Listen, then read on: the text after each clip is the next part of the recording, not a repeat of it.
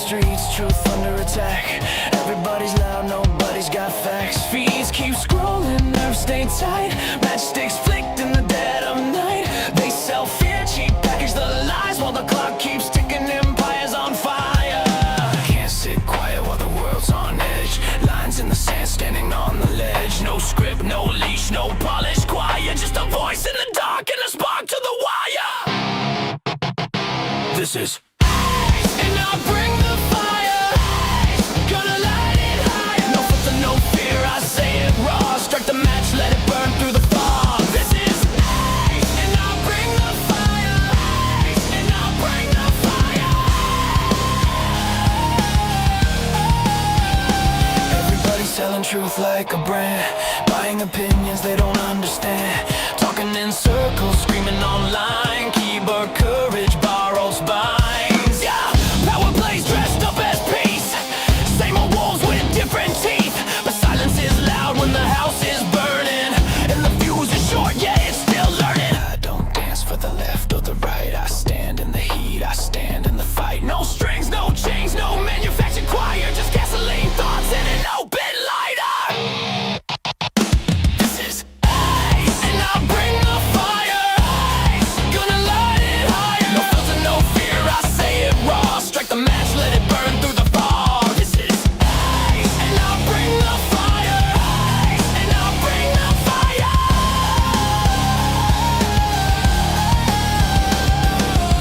fire. World's on tilt, pressure climbing. Truth don't whisper, it's perfect timing. You can't cancel the smoke, you can't stop flame. Say my name when it hits, say my name.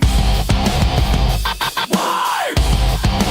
Say my name. Say my fire don't ask permission. Fire don't need a side. Fire just shows up honest and exposes the lie. This is and I'll bring the fire. Truth is harder. Burn it down till what's real survives. No smoke, no mirrors, just heat and lies. And I'll bring the fire. And I'll bring the fire.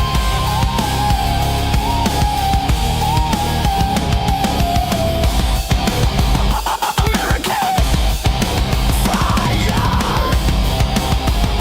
Strike it. Let it speak.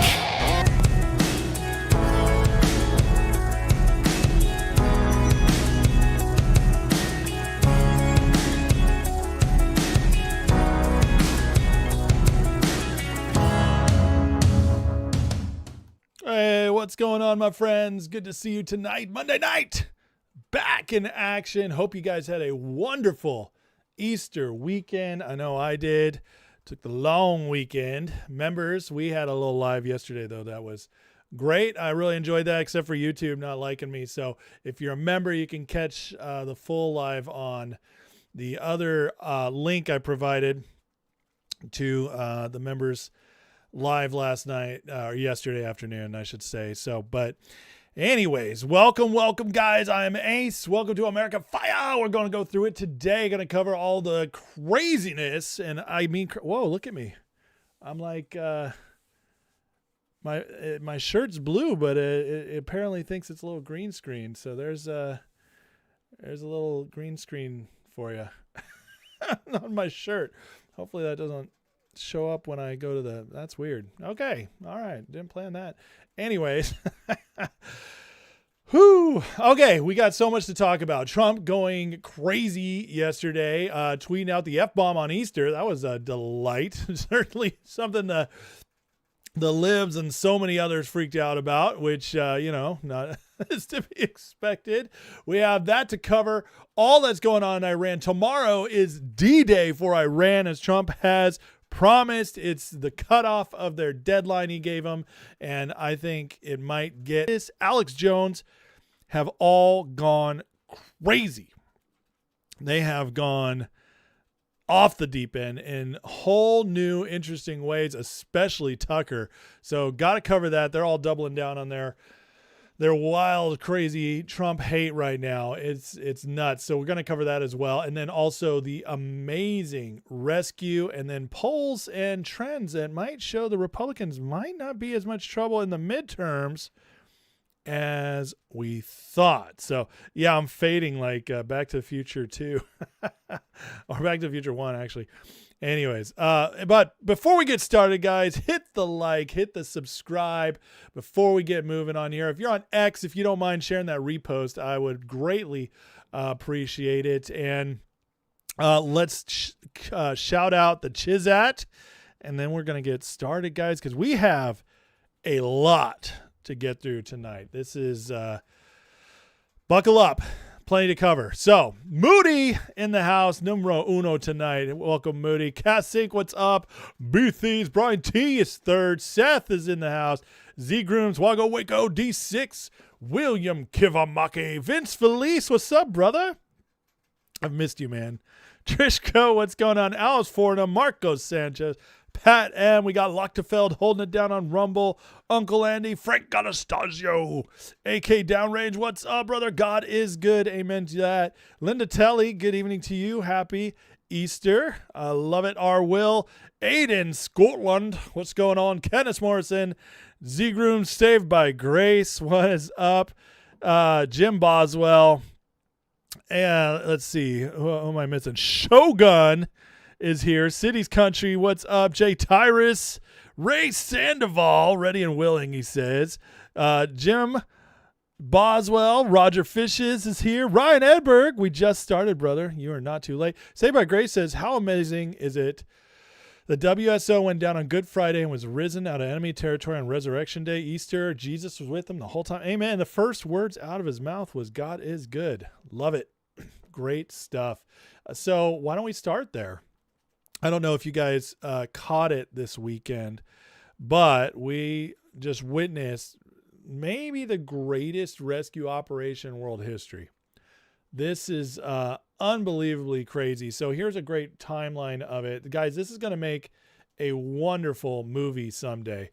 So starting tonight with the rescue operation. This is the greatest rescue operation in the history of America. 48-hour rescue inside Iran, hour by hour. April 3rd, Good Friday.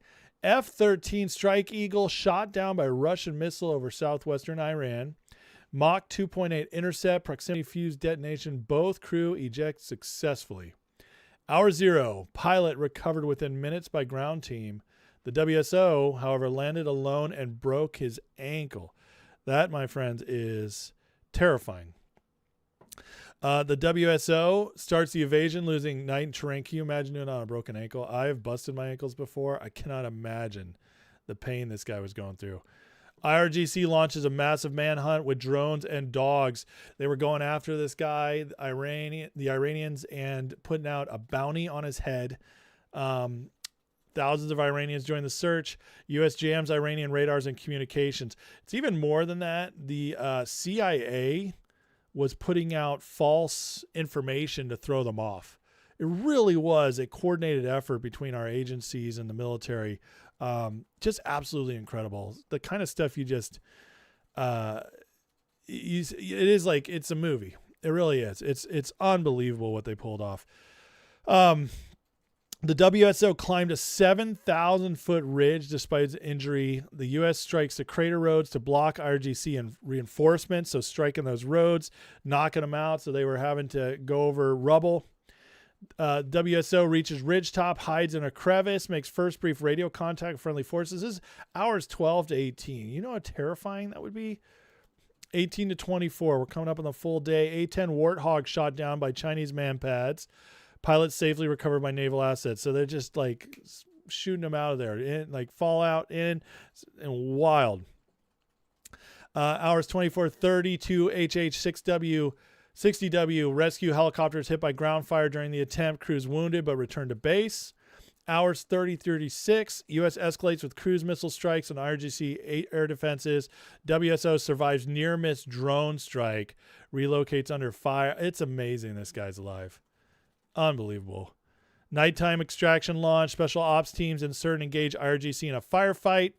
WSO located, stabilized on site, extracted under heavy fire. WSO pulled out alive and unconscious, both F-15E crew members safe. Also, when they got out of this, they had to, they built a base. This is crazy. I mean, if this doesn't just make you feel like America, I don't know what will. This is unbelievable, this stuff. It's just like, I mean, you know, what Trump has done with our military continues to just be the greatest thing ever. I mean, we are seeing our military perform stuff that was always put on hold before. No other president would have the balls to do this.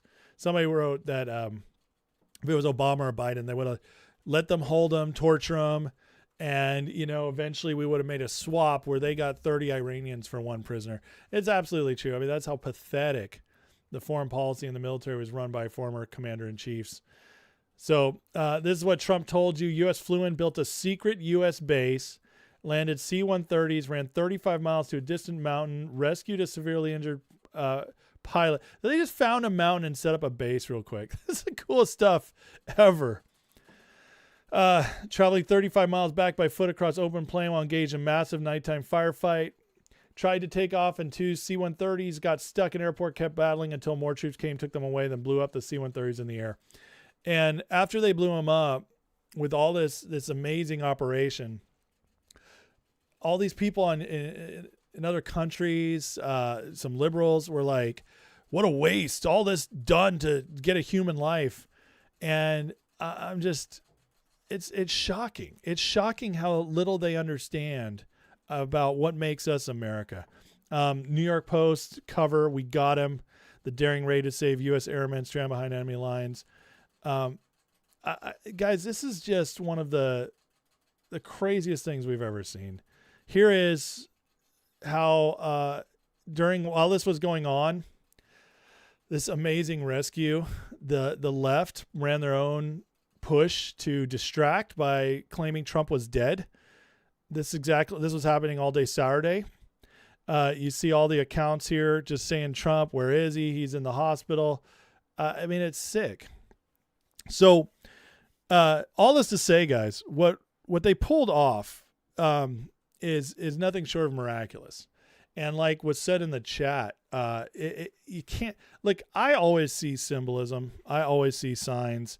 I live my life that way. It's done me well so far. Sometimes maybe I see something that's not there, but you know, I find like God's always talking to us, right? He's always speaking to us, and it's just about listening and knowing where to look. The fact that, like they said, he went down on Good Friday and then we rescued him on Easter Sunday. I mean, you can't look past the symbolism there. It's unbelievable. And to me, it's one of those moments where, you know, I get a lot of people. I was in a debate tonight with a friend who just cannot believe I still support President Trump so much. And what I have to say is just like, I constantly get to feel proud to be an American with Donald Trump as president. This rescue mission is going to go down in history. Like I said, they'll make a movie out of this. They can't not. This is going to be better than Lone Survivor. I mean, it's that good. And what we do, that's so different than anybody else. We're willing to spend $100 million to save one life, because what's money, what's equipment compared to life? It's all replaceable. And we get that. And so many others don't. And that's one thing that differentiates America from the rest of the world. And I'm not saying no other cultures would do this, but most wouldn't. And we saw it this weekend on X, and all the people just not understanding it. And, you know, there was a great post that talked about how Americans are, our military. One of the reasons we have the greatest military is because we know everybody, they all have each other's back. That whatever happens, the military is coming up behind you. You know, the Marines, you have the Navy behind you. You have the Air Force behind you. If something happens to you, you're getting rescued. No man left behind. That makes us different. It makes us stronger. And it's just, I want to start with this tonight just to remind everybody, like, there is something special about this country beyond capitalism, beyond our innovation. It's a spirit. It's a spirit that makes us different. We founded this nation based on individuality and freedom to pursue happiness and the idea of individual rights granted by God. That makes us different. It makes life more valuable to Americans. And I know, like, we've lost a lot of that over the years. The abortion debate certainly has cheapened life. There's been other things, but this was a great example that we again are a country that will do this for the one. We'll leave the 99 for the one. And that makes us great. And I think every single person here should be proud tonight that we pulled this off, and proud of our president for giving the go-ahead when so many others want it. So just amazing stuff. I can't wait till more details come out. I look forward to getting all the details. This will be the book. This will be one of the books I read. One of the 3 books I get to read a year anymore with how busy I am. But, it was just that impressive. So crazy stuff. But, okay. Next, guys, we're going to get into Iran and where Trump, oh my God, what Trump did on Easter. But I do see a lot of chat in here. So I want to address the chat real quick. And then we'll get back to it. Pedro, I'll look when I get a chance. Thanks, buddy. Chad, I would say, I bet the movie will be more real than what they're telling us. Maybe. Probably not. They tried to give President Trump a stroke and it failed and he recovered in the hospital. I highly doubt that. That doesn't sound real to me, Kev. Do you know how hard it would be to even recover from a partial stroke as quickly as Trump did? I mean, he was out there chatting today, taking questions for almost an hour. That just doesn't make sense. It doesn't add up. What's the symbolism when they write, "We got him," with the picture of a wrecked and burned? I don't know about the symbolism. I think what it shows, though, is like what we were willing to do. New York Post is pretty patriotic, so I don't know if they meant anything by it. Let's see here. Uninstalled X, so they're sending you the Trump is dead PSYOP accounts you don't even know. Oh, wow. You got that bad for you? That's crazy. Okay. Oh, yeah, the New York Times thing was crazy, too. Okay, let's keep going. We got a lot going on here. So much to get through. So, okay, this is what Trump tweeted yesterday morning that set the world on fire. Easter morning, President Trump, truths out, which, I call it a tweet, but he does it on Truth Social. Tuesday will be Power Plant Day, Bridge Day, all wrapped up in one. In Iran, there will be nothing like it. Open the effing straight, you crazy bastards, or you'll be living in hell. Just watch. Praise be to Allah, President Donald J. Trump. Okay. Is this extremely offensive? Yeah, it is. I mean, listen, I'll be honest with you guys. I didn't love seeing this first thing Easter morning. I'm a lifelong Christian. I'm somebody who served in the church. Easter is the holy, no day is holier than another to God, but for what we recognize it for, it's the holiest day of the year. And yeah, waking up to see the president drop a huge F-bomb, it's not what I expected to see. But I got to tell you, it doesn't change anything. I didn't vote for nice Christian man. I voted for a crass man who'd get stuff done. And so we live with this stuff, right? But what it showed me is that this is Trump without restraint. And if he's at this point, there's some about to happen big. So, and also to do it on Easter Sunday, not to worry about it. So what's coming? Well, we know that the deadline runs out tomorrow. Trump has promised them that there's going to be hell to pay for their playing the games. So the Iranians have continued to play their games. Talk to us, don't talk to us, back and forth. We'll accept a deal. We'll make a deal. We won't make a deal. And he's done. Now, what's going to be very interesting to me is how this all plays out. How far does it go? Or are we going to get the miraculous deal at 0 hour? That's the question. The Iranians did offer a deal tonight. It's a 10-point deal. I don't think in any way, shape, or form will it be accepted. It's very short of what the president wants. But I just have never seen Trump this pissed. So something is happening, and I do think there's more going on behind the scenes than just the Iranian deal. You have NATO, you have Europe dicking around, screwing us over. I think it's all coming to a head, and this is a massive warning. I mean, not only does he cuss like big time, the F-bomb, but the praise be to Allah. Now that threw a lot of people off. So we'll talk about that in a second, but it's clearly mockery. And Trump is asserting himself as saying, I'm like, what we're going to be doing, your God can't save you. That's basically what it's saying. But just for a little context here, I love General Patton, one of our great generals ever, on profanity says, when I want my men to remember something important, to really make it stick, I give it to them double dirty. It may not sound nice to some little old ladies at an afternoon tea party, but it helps my soldiers remember. You can't run an army without profanity. It has to be eloquent profanity. An army without profanity couldn't fight its way out of a piss-soaked paper bag. General Patton, the best. And Trump, this was pretty eloquent. He left off the G. So all went together. But nobody's ever going to forget this. So Patton, I think he might have known what he's talking about. Right before this, though, the White House also offered a statement on Easter, which was actually pretty beautiful, to be honest. We haven't gotten something like this in a while from a White House.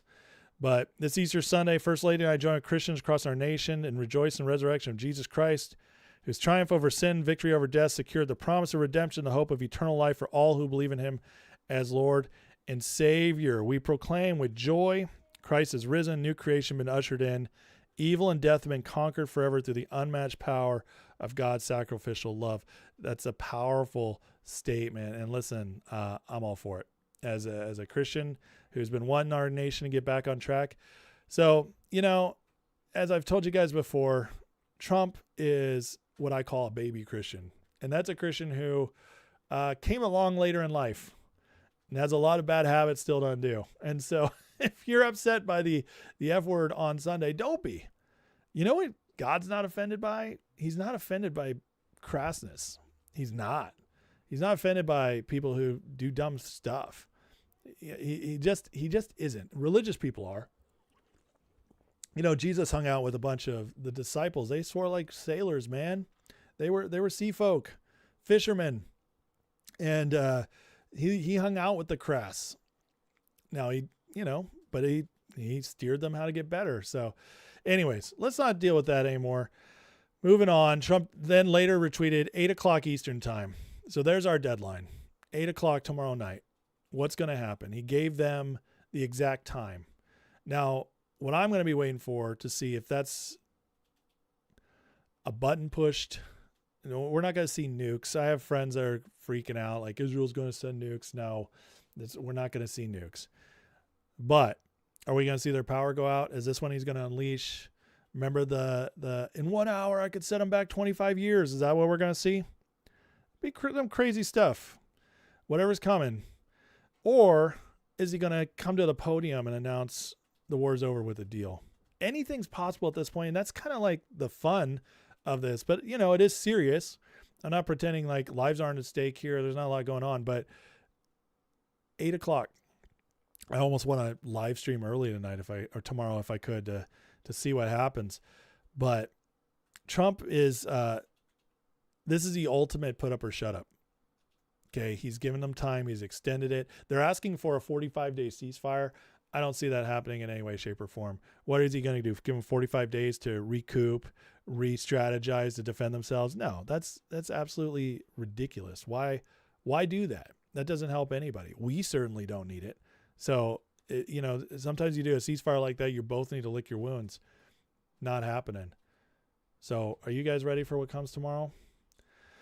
Trump today asked a question about God and Iran. Listen to this. I found this very interesting. You've said glory be to God in this conflict. Do you believe that God supports the United States' actions in this war? I do, because And have you God sought is his direction? good. Because God is good, and God wants to see people taken care of. God doesn't like what's happening. I don't like what's happening. Everyone says I enjoy it. I don't enjoy this. I don't enjoy it. These two guys don't enjoy it. You know, people say, "Oh boy, they're so tough." They don't like. I don't like seeing people killed. You've said So much for the guy who's a bloodthirsty warmonger. You know, for 5 years, first year of the second term, all of his first term, Trump barely did any military operations at all. He held back. He's always saying, I don't want to see people die. He proved that more than any other president. And I think it's very interesting where he says, like, absolutely, God's on our side. God's good. Now, I'm not going to get all theological on you guys. You guys can make your own assumptions on that. But what I can tell you is that whatever Trump's doing right now, he believes it's a moral mission. And when you factor in the part with Iran and how evil that regime has been, how they've treated their people, and then you also add to that the factor of the City of London factor and the globalist connection, all that. When you put all that together, guys, you get a real like sense that Trump does believe he's on a righteous mission. And it makes sense because all of this, not only is it strategic for the U.S., there is moral aspects to all of this. And so, you know, the story is when Trump got shot and, you know, it almost killed him. It could have just an inch over would have blown his brains out. He really had a God moment in that. He had like an encounter. And after that, all like stuff that, you know, he liked Christians. He might have even considered himself a Christian.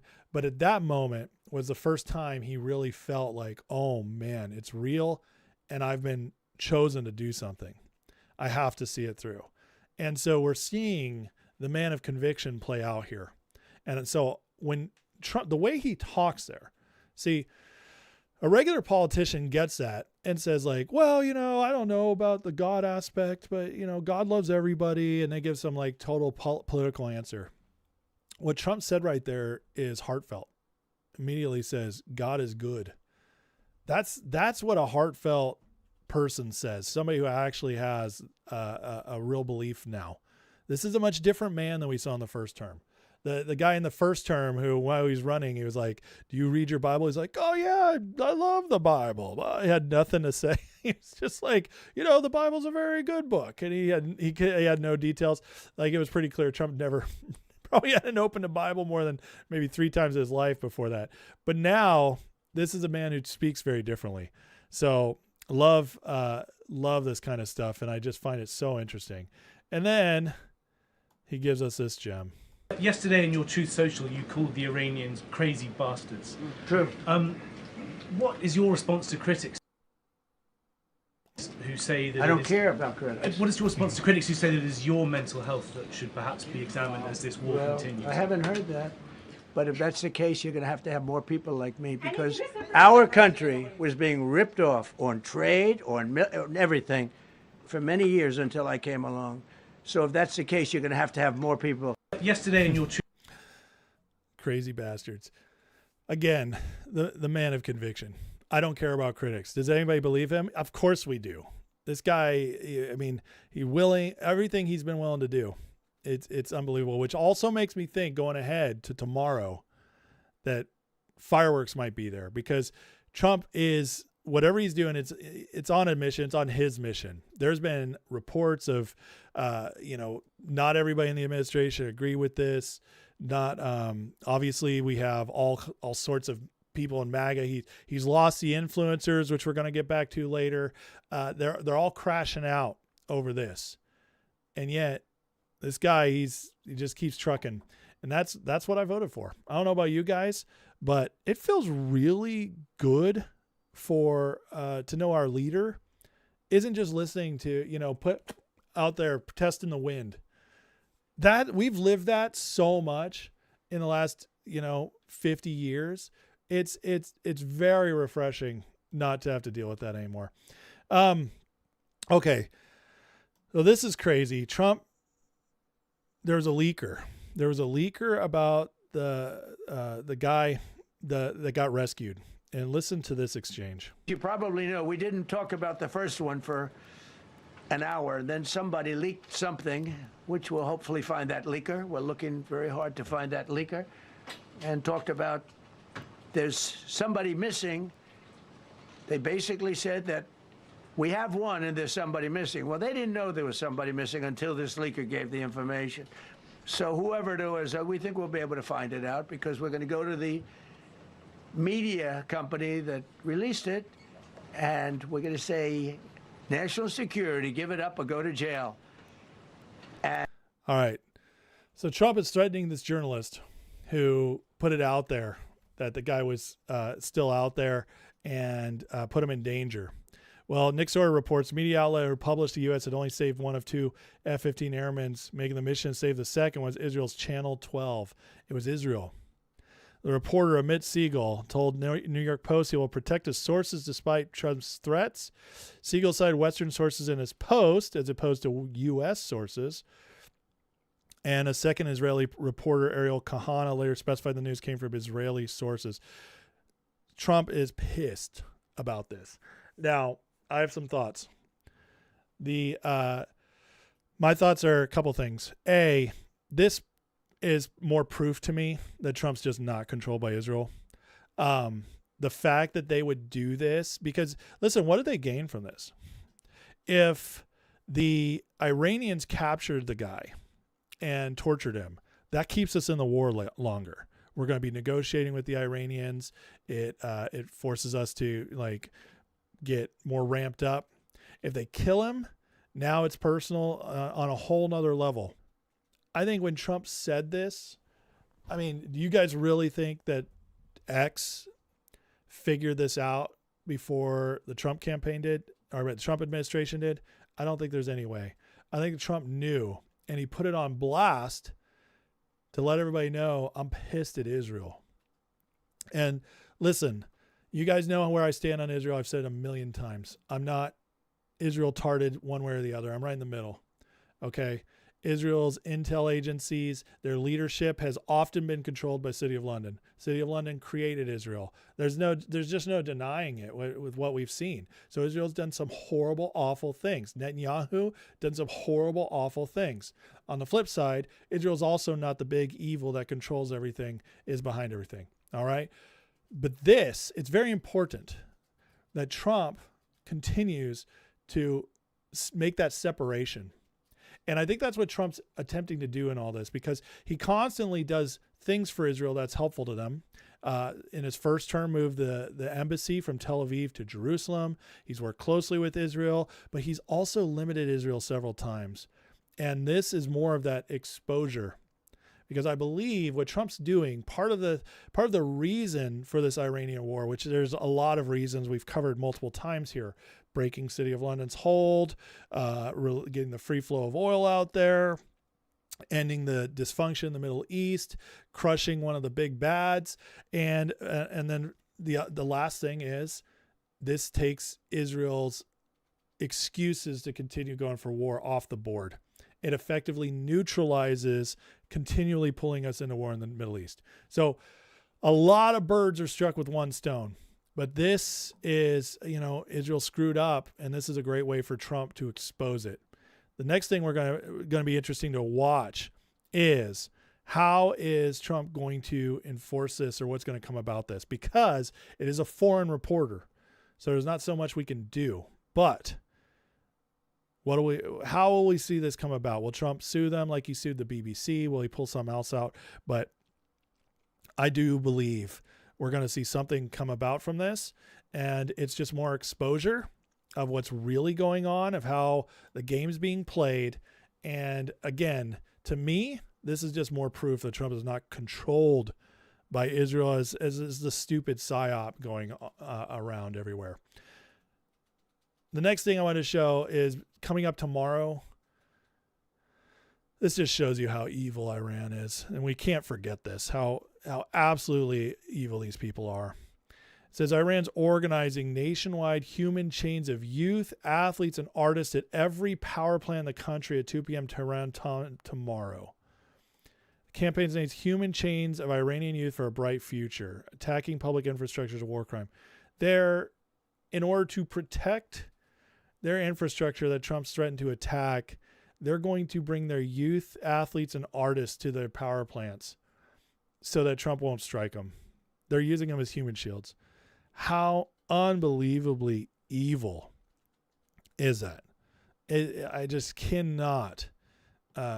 It's so sick. They're moving beyond making this a war between the militaries. And obviously Trump's not going to strike if any of these people are there. So it's going to be interesting to see how this plays out. But it's just a reminder, these people don't care about their people. There's nothing we can do to them, to this people in control of Iran that is, we can't obliterate them enough. Let me put it that way. Their people are clearly and just completely oppressed. It's absolutely disgusting. All right. I want to look at some of the implications of where we're headed. So John Conrad, who has been on a heater, if you guys aren't following John Conrad to know what's going on, what are you doing? This man has just been crushing it lately with his insights. As somebody who's worked in marine shipping and all this, says NATO, this is what's coming. Okay. NATO's in a far bigger danger than anyone realizes. And the reason has nothing to do with defense budgets. It's psychological. It's cultural. Europeans didn't just free ride on American security for 80 years. They built an entire identity around the idea. They evolved past the Americans protecting them. Now, we've talked about this. That's the whole City of London plan and building out the EU and giving them more power over their hub and using our wealth to promote that European lifestyle, to keep stealing from us, stealing from America. We were their piggy bank. They stole from our financial systems. They stole from our middle class. They used our military so they didn't have to fund theirs. And it was all City of London plan, who created the EU, created this whole system, all of it.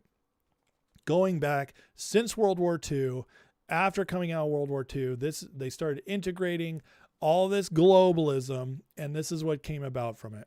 And Iran, in my opinion, is the last major domino to fall. There's going to be other dominoes along the way, okay? Other dominoes in the cleanup phase, other dominoes of people here and there, systems here and there. But when it comes to foreign policy, when it comes to military involvement, when it comes to the major things that have to fall, Iran is the key. And as Iran goes, it's breaking all this up. Once NATO falls, the EU, once we pull out of NATO, I should say, that's how it falls. The EU has to completely restructure everything. Us staying in NATO is the last thing keeping this European lifestyle afloat. The European steal from America lifestyle, and the City of London also will lose its military as a result of this. And so this is major, and it's why what's going on in Iran right now is so much more than everything this we're seeing on TV. It's so much bigger. So let's get into this, how this is shifting. This identity of that the Europeans are better than us.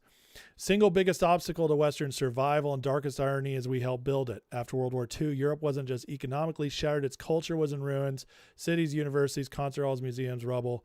The Marshall Plan rebuilt the economy, but culture wasn't a priority. Not first, and the Iron Curtain dropped, and suddenly culture was a weapon. This is such a great breakdown. I hope you guys are paying attention. American diplomats, academics, artists, and scholars flooded Western Europe. Basically, all of our cultural elites. We funded their universities, supported their orchestras, rebuilt their museums, promoted their intellectual life, not because European culture needed saving for its own sake. because Eastern Europeans were struggling for Maslow's most basic needs. We needed the view from the other side of that wall to be intoxicating. So America has built Western Europe into a showcase of self-actualization, art, philosophy, cafe culture, long vacations, universities where people study literature instead of surviving. We manufactured jealousy. This is so good. It is so true. Not only did we manufacture jealousy, see, this became also the testing ground for a socialist lifestyle to be promoted as possible. What does anybody ever say when you talk to a socialist or say a Green Party member? They point to Europe and they say, it works over there. Look at Spain, look at France, and they're like, it works. Well, the only reason it works is because we subsidized it. See, so it always falls apart. Socialism, communism, it always eats its own, falls apart on its own merit. You have to keep sucking. It's a parasite. And you have to attach yourself to something and suck it dry. And until it's sucked dry, it looks like it works. And that's what's been happening. The wall came down. Here's what no one accounted for. When you give a society self-actualization on someone else's tab long enough, they forget it was a gift. They believe it was organically theirs, and they started believing they were better than us. And that's why the Europeans like turn their nose at Americans. Oh, you Americans. I grew up watching movies. I had a friend who, talking about English actors when I was really into movies, was like, oh yeah, well, the Brits are just better than us. And I was like, that's a weird thing to say. And now, years later, I totally understand why he said that. He actually believed in this lie. So we'll keep, I'm going to try to go through this fast, but when they look at the country, funded all, a country busy building aircraft carriers, semiconductor fabs, and shale fields instead of reaching Maslow's pinnacle, an overweight American, a ball cap who can't tell Monet from Picasso, who eats fast food, who drives a truck, who builds strip malls instead of piazzas. Into a culture train aesthetic stripped of strategic awareness, America looks uncivilized. So arrogance takes root. Americans say wars are sometimes necessary as crude. Oil is the backbone of prosperity, unsophisticated. Kids build companies and garages to reshape the planet, crass. Wall Street finances global economy, vulgar. Europe has no world-class technology sector, no AI capacity, no military capable of strong defense, no energy independence. They do have culture, which is true. Who hasn't, listen, even I want to go to Italy and just stroll around for a couple weeks, maybe forever. I used to joke to my wife, if anything ever happens to you, I'm going to go cobble shoes on the Italian coast and just make a living as a hermit on the beach. That life seems intoxicating. So, but let's go to the bottom here. Instead, we funded them. We asked for in return was let us visit. You don't have to have military to defend your borders. You don't have the technology to compete. You don't have the energy to heat your homes without begging dictators. What you have is 80-year-old superiority complex funded by Americans, protected by our soldiers, built on the false belief, self-actualization of civilization. It isn't. Civilization is the ability to sustain itself. I love that line. That's so good. By that measure, Europe isn't a civilization at all. It's a dependency with better wine. So good. Our crudeness, our stunted liberal education, our ugly strip malls are because we sacrifice our culture to support yours. A freaking men, and it's going away. You see, Trump is building the case to pull out of NATO. And once we pull out of NATO, it's over. The gig is up. Since 1945, you could even go a little bit before that, but that's when it really started, because World War II was the Marshall Plan is when we finally injected ourselves. See, America started falling, they started getting their grips in, depending on who you ask. Some say 1871, but 1913 is the most obvious. That's the central bank. That's the income tax. That's when our financial system, our economy, finally got fully infected by City of London's ideas and started tying itself to them. But it was World War II that completely decimated Europe and got us to put ourselves into it and start this interdependence that hasn't ended. It just got worse and worse and worse as they went on. And City of London grew more and more powerful financially and were making their final moves to fully take over, starting with Obama, and Hillary would have been the final nail in the coffin to get what they wanted. Their global world order, the World Economics Forum's Great Reset. That's what they were headed for. They were telling us what they were doing right in front of our faces. Davos, World Economic Forum, City of London, however you want to call it. It's all starts City of London. But that's what they were headed towards. And now they've lost it all. And losing NATO will effectively dismantle them. They'll still have some intelligence operations going on. They'll still have some corrupt politicians here and there bought off that are still trying to fight. They will fight till the bloody end. Don't get me wrong here. They will. They're going to do every little thing they can. They'll still have financial levers they can pull. But without a military, without us funding and protecting that lifestyle, all of a sudden resources are going to have to be shifted. They're already talking about this at the Davos Forum this a couple months ago. They're already talking about how the resources have, and Iran is the key. Because once they no longer control the shipping, the oil hits the markets freely. They no longer have that trigger they can pull whenever they need a war in the Middle East. Those are all economic gauges. Always they kept control. Always they kept funding themselves. You remove all that, and then we build the case to get out of NATO, as we're proving right now. And I believe Trump's going to pull it off. I do. I believe sometime, maybe even within the next year, but definitely by the end of his term, he's going to work away out of NATO. We even have Democrats pissed about Europe and NATO now. Guys, for a Democrat to be mad at Europe, that's like hating your own mother. Democrats revere Europe. They love Europe more than God. It's like that. They think of it's Shangri-La. It's nirvana to them. Europe is the end all be all for the hardcore liberals. That's what we should be. For them to be pissed at Europe is a big freaking deal. Now, take that and put this next thought in your head. Again from John Conrad, because like I said, he's on a heater right now. What about us? What if America is already far richer than anyone in the swamp's allowed to admit? What if the real drag on the republic isn't taxes, debt, or the deficit? It's Europe.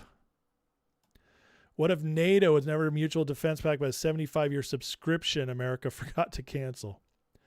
What if burden sharing is the most expensive euphemism in the English language? What if City of London cabal is draining our banks?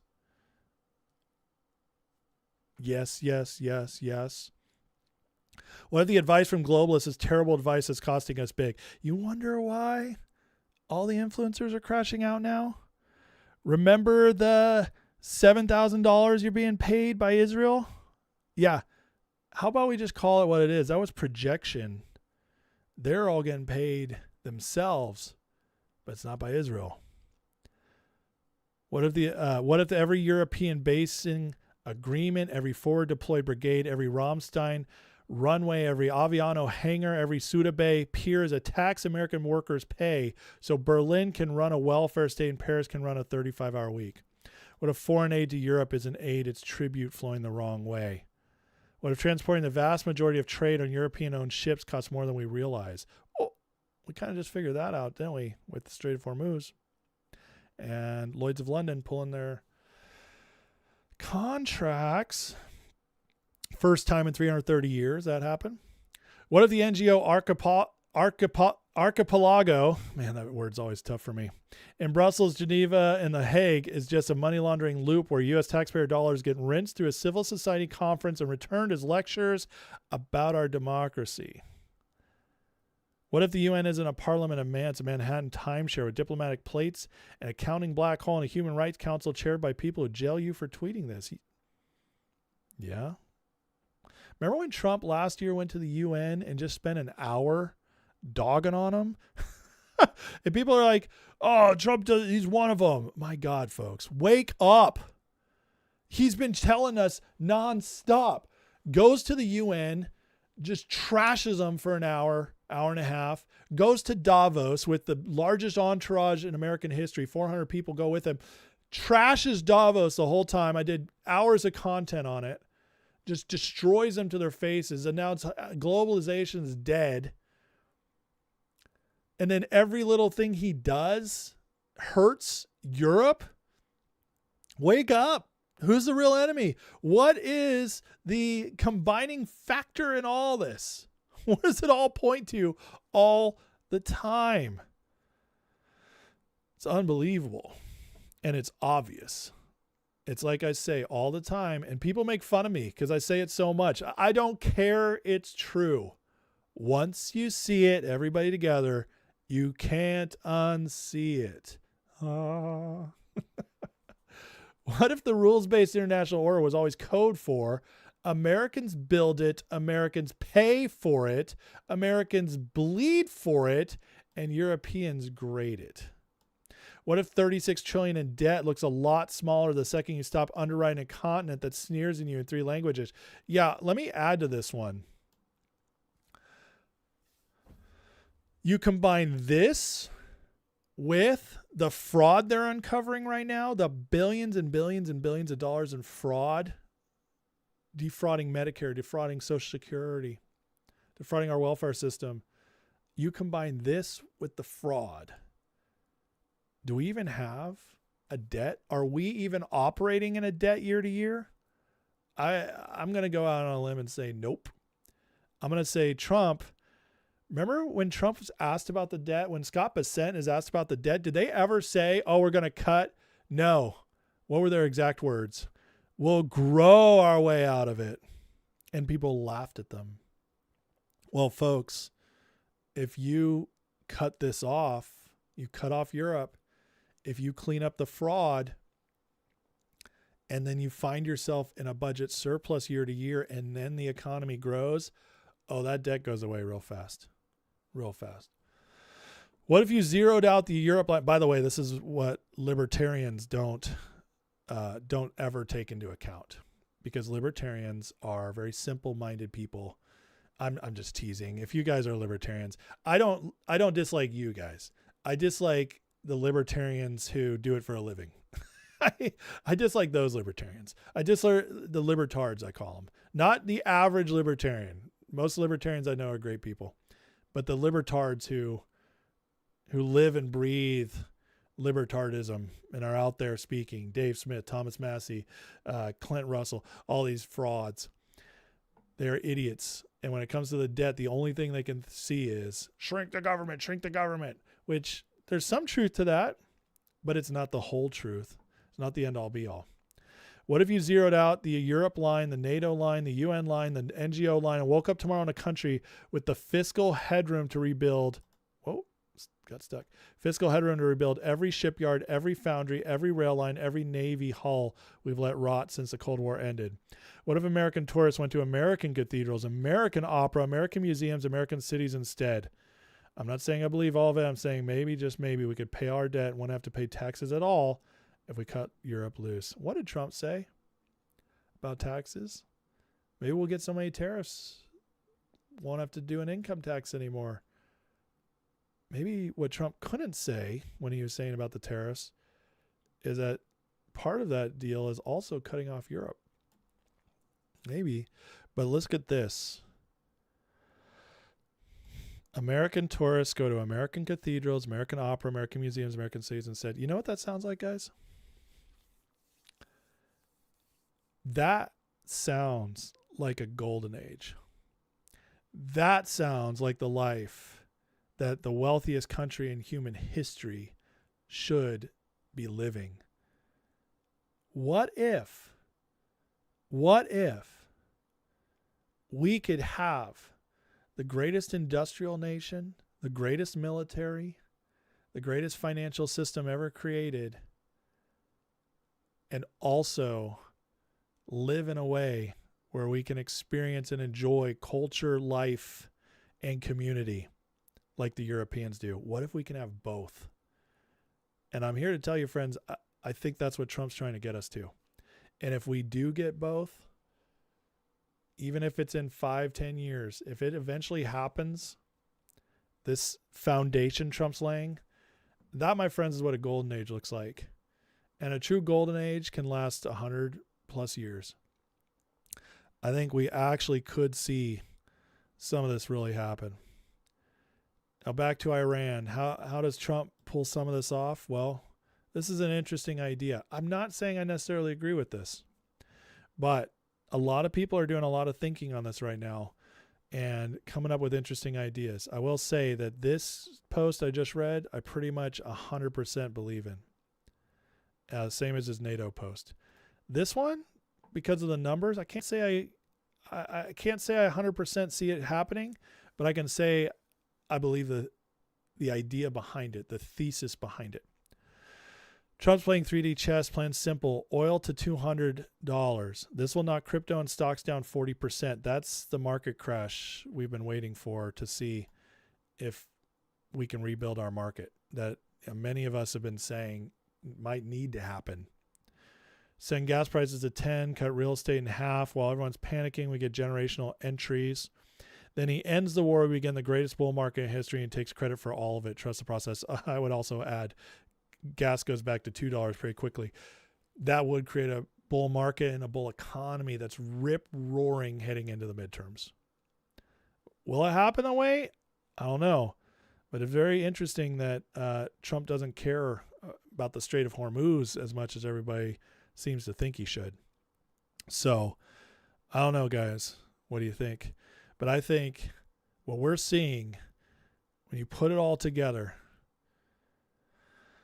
I believe we are 100% richer than we're allowed to say. I believe Trump knows it. I think Scott Bessent knows it. I think his administration knows it. And I believe that's why they're so confident.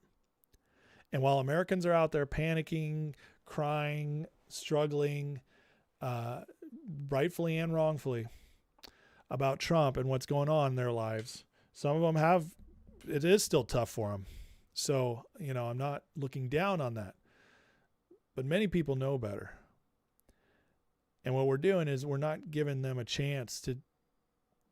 We voted for 4 years. Trump's already pulled off more in the first 15 months than any president has in 2 terms. What's coming in the next 3 3/4 years? I don't know, but I can tell you that they look very confident. Trump, Bessent when it comes to the economy, Trump, J.D. Vance when it comes to politics, Trump, Rubio, Hegseth when it comes to foreign policy. You go down the line. They all seem very confident in what they're going to be able to accomplish. I don't see a people are panicking, but it's hard. What they're doing is extremely hard, but I continue to maintain that 2024 was Gettysburg. That election was Gettysburg, and they'll see it through now that the tide turned, just like the North did in the Civil War. And that means City of London's completely, they'll still probably exist, but their power over us completely cut. And once their power over us is completely cut, their power everywhere else is just going to dwindle and dwindle and dwindle. And America is going to thrive like never before. That, my friends, is what I believe Iran's leading to. And that's the golden age, baby. It's going to be great. Amen. All right. Before I go on to the next section, let me take a break for a second. And guys, if you don't mind hitting that like and that subscribe, if you're enjoying the live, if you're learning anything, if you're enjoying it, if you're getting encouraged, whatever it is, hit that like, hit that subscribe. If you guys want to check out the members only live I did this weekend on Easter and other members lives I've done in the past, as well as get into our 24/7 Discord server where you can become a part of the community, please join. It's in the description. My gift to you is a free month. Your first month is free. That's 30 days, most months that have been recorded, all that. See if you like it. And if you do, you can stay for $5 a month and support the channel. So thank you for that. All right, let me get into the chat, see if I've missed anything interesting. If you guys want to get a question or comment to me right now, the best way to do it is to put it in right now. So I see it at the bottom. I will look up a little bit, see if I moved anybody trying to reach out to me. Always try to include the chat as much as I can, guys. Shogun asks, do I think Trump will crash the market soon or keep it up until midterms? Well, I think what Trump's doing with the market is he's playing it by ear. He's watching what their moves and counter moves are. And so I think what he'll do is, this is the only way to win, by the way. If the Trump administration came in and they were like, we have 20 things we're doing and we're going to do them in this order. And we're going to do them exactly this way, and screw it. We're just going to go for it no matter what. And no matter what the other side does to try to stop us, to try to keep us off track, if they did that, they would fail over and over and over again. So the way you win, it's just like running a business. It's just like being a sports team and winning a championship. Whatever it is, you have to be flexible. You have to choose your goal, but the way you get there is flexible. And so you bob and weave. You move with the other team. They're going to counter move. City of London always is countering. The Democratic Party is countering. The intelligence agencies, Mossad, MI6, they're countering always. And so Trump has to weave. So when you ask me, what's Trump going to do? I can't tell you when. I can tell you I believe he has to let it happen. I don't even know if it'll be him that crashes it. But he might have been the one, BAM Investor, who many of you know, who's been a friend of the show. He says that, he's watched Trump keep it up when they've tried to crash it the last several months. And what he's seeing in his models looks like the Trump administration's fighting to keep the markets up for now. So to me, that says if it does crash, Trump wants it on his terms, his timing. So your question, now or later? Well, now it's early enough where you could recover before the midterms and be fine. If this goes on, if they keep us stuck in Iran, if they get a big counter move and it doesn't make sense and he needs the markets up to keep the American people on his side, then it makes sense to wait till after the midterms. So I think it's all bob and weave, counter moves back and forth. I think that's what it is. Super Dave says, no matter what happens in the Strait, the USA is about to open the world's largest oil refinery and combine Venezuela. There you go. Absolutely. Oh, listen, I know gas prices suck right now. Today I filled up at $3.79 a gallon, which is the cheapest around here. That sucks. A month and a half ago, I paid $2.29 a gallon. So that's a massive difference in a 20-gallon tank. So, that sucks. I don't want to be paying that, but I believe that gas will be down around $2 again within 2 to 3 months. So can I survive it? Heck yeah, I can. I survived when Obama had it over $5 a gallon. I survived Biden getting up to $4 in Texas, where oil's cheap. He got up to $4 a gallon for a couple of months. So we survived that. We can survive this. Let's see, anything else here? Alan says, living off grid is not an option for me if I actually want to sing anywhere. Yeah, living off the grid is not an option for most people. Let's just be honest. It sounds great, but it's just usually not so much great. Let's see. What did I miss here? James, what does City of London have to do with anything? Well, City of London is not London. It's I don't have time to go into it. Go back to my other lives. I spend a lot of time breaking this down. The live I did with Tom Luongo would break it down the best for you. Or go watch Promethean Action. They'll really explain it well for you. I just don't have enough time for that. Sorry, it would take too long to explain it. But maybe the chat can help you out. House, they can introduce articles of impeachment, but as long as the Senate, unless it went to like 60, unless the Democrats got like 60 seats, it doesn't matter. The articles of impeachment will just slow things down, but nobody will get convicted. So, all right, 650 in Canoga Park, California. My God, I'm so sorry. That's horrible. All right, let's go on. We need to get to the other stuff because, again, I have a lot tonight. So are you guys ready for the grifter report this week or this tonight? Man, I got to tell you, the insanity that's happening in grifter world is off the charts. These guys are doubling down and it's getting crazy. Here's Alex friggin' Jones with big fat boy Robert Barnes and saying VP Vance should put Trump under house arrest to stop the president from using nuclear weapons on Iran, says former Trump lawyer Robert Barnes. Guys, Robert Barnes is one of the biggest grifters out there. He's a total fraud. You can see he's lazy just by looking at him. But Alex Jones is going all in. We started this last week, and in fact, I posted a clip this morning reminding everybody of Alex going full grifter. Well, guys, listen, whatever you think of Alex Jones, in the past, he had a lot of good stuff, okay? Don't get me wrong. I'm not saying I used to like Alex Jones, but whatever is happening now, Alex Jones is not the same guy. And I don't know if he's been the same guy for a decade or more and just slowly getting worse, slowly showing his true colors more. I don't know, but it's all assets deployed at this point. To have Robert Barnes on, and they spend this whole segment about how it's time to invoke the 25th Amendment and get rid of Trump. It's pathetic, and it is so crazy because Alex is one of those guys who, Alex, Trump's the only one fighting the globalists. And I tell you, I know all these people. I go behind the scenes. I've been fighting these people my whole life. And Trump's a patriot. He's on our side. And now it's been going on off and on for a while, but he was slow walking it.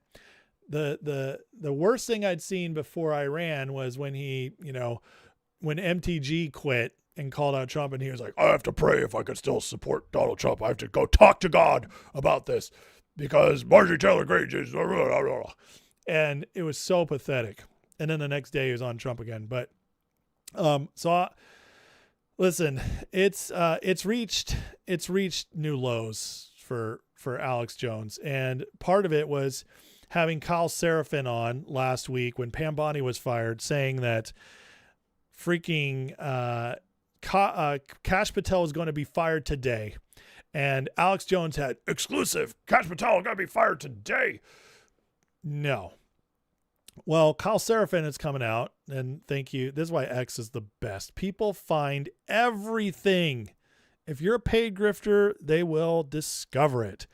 And Kyle Seraphin was paid $120,000 by the Fidelis Center for Law and Policy for content creation for podcasts. This guy is wrong all the time.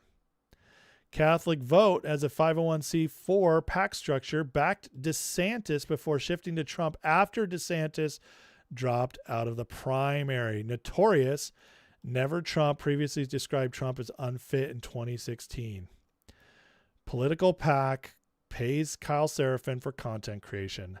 And this is Alex Jones, great insider for the FBI and intel agencies.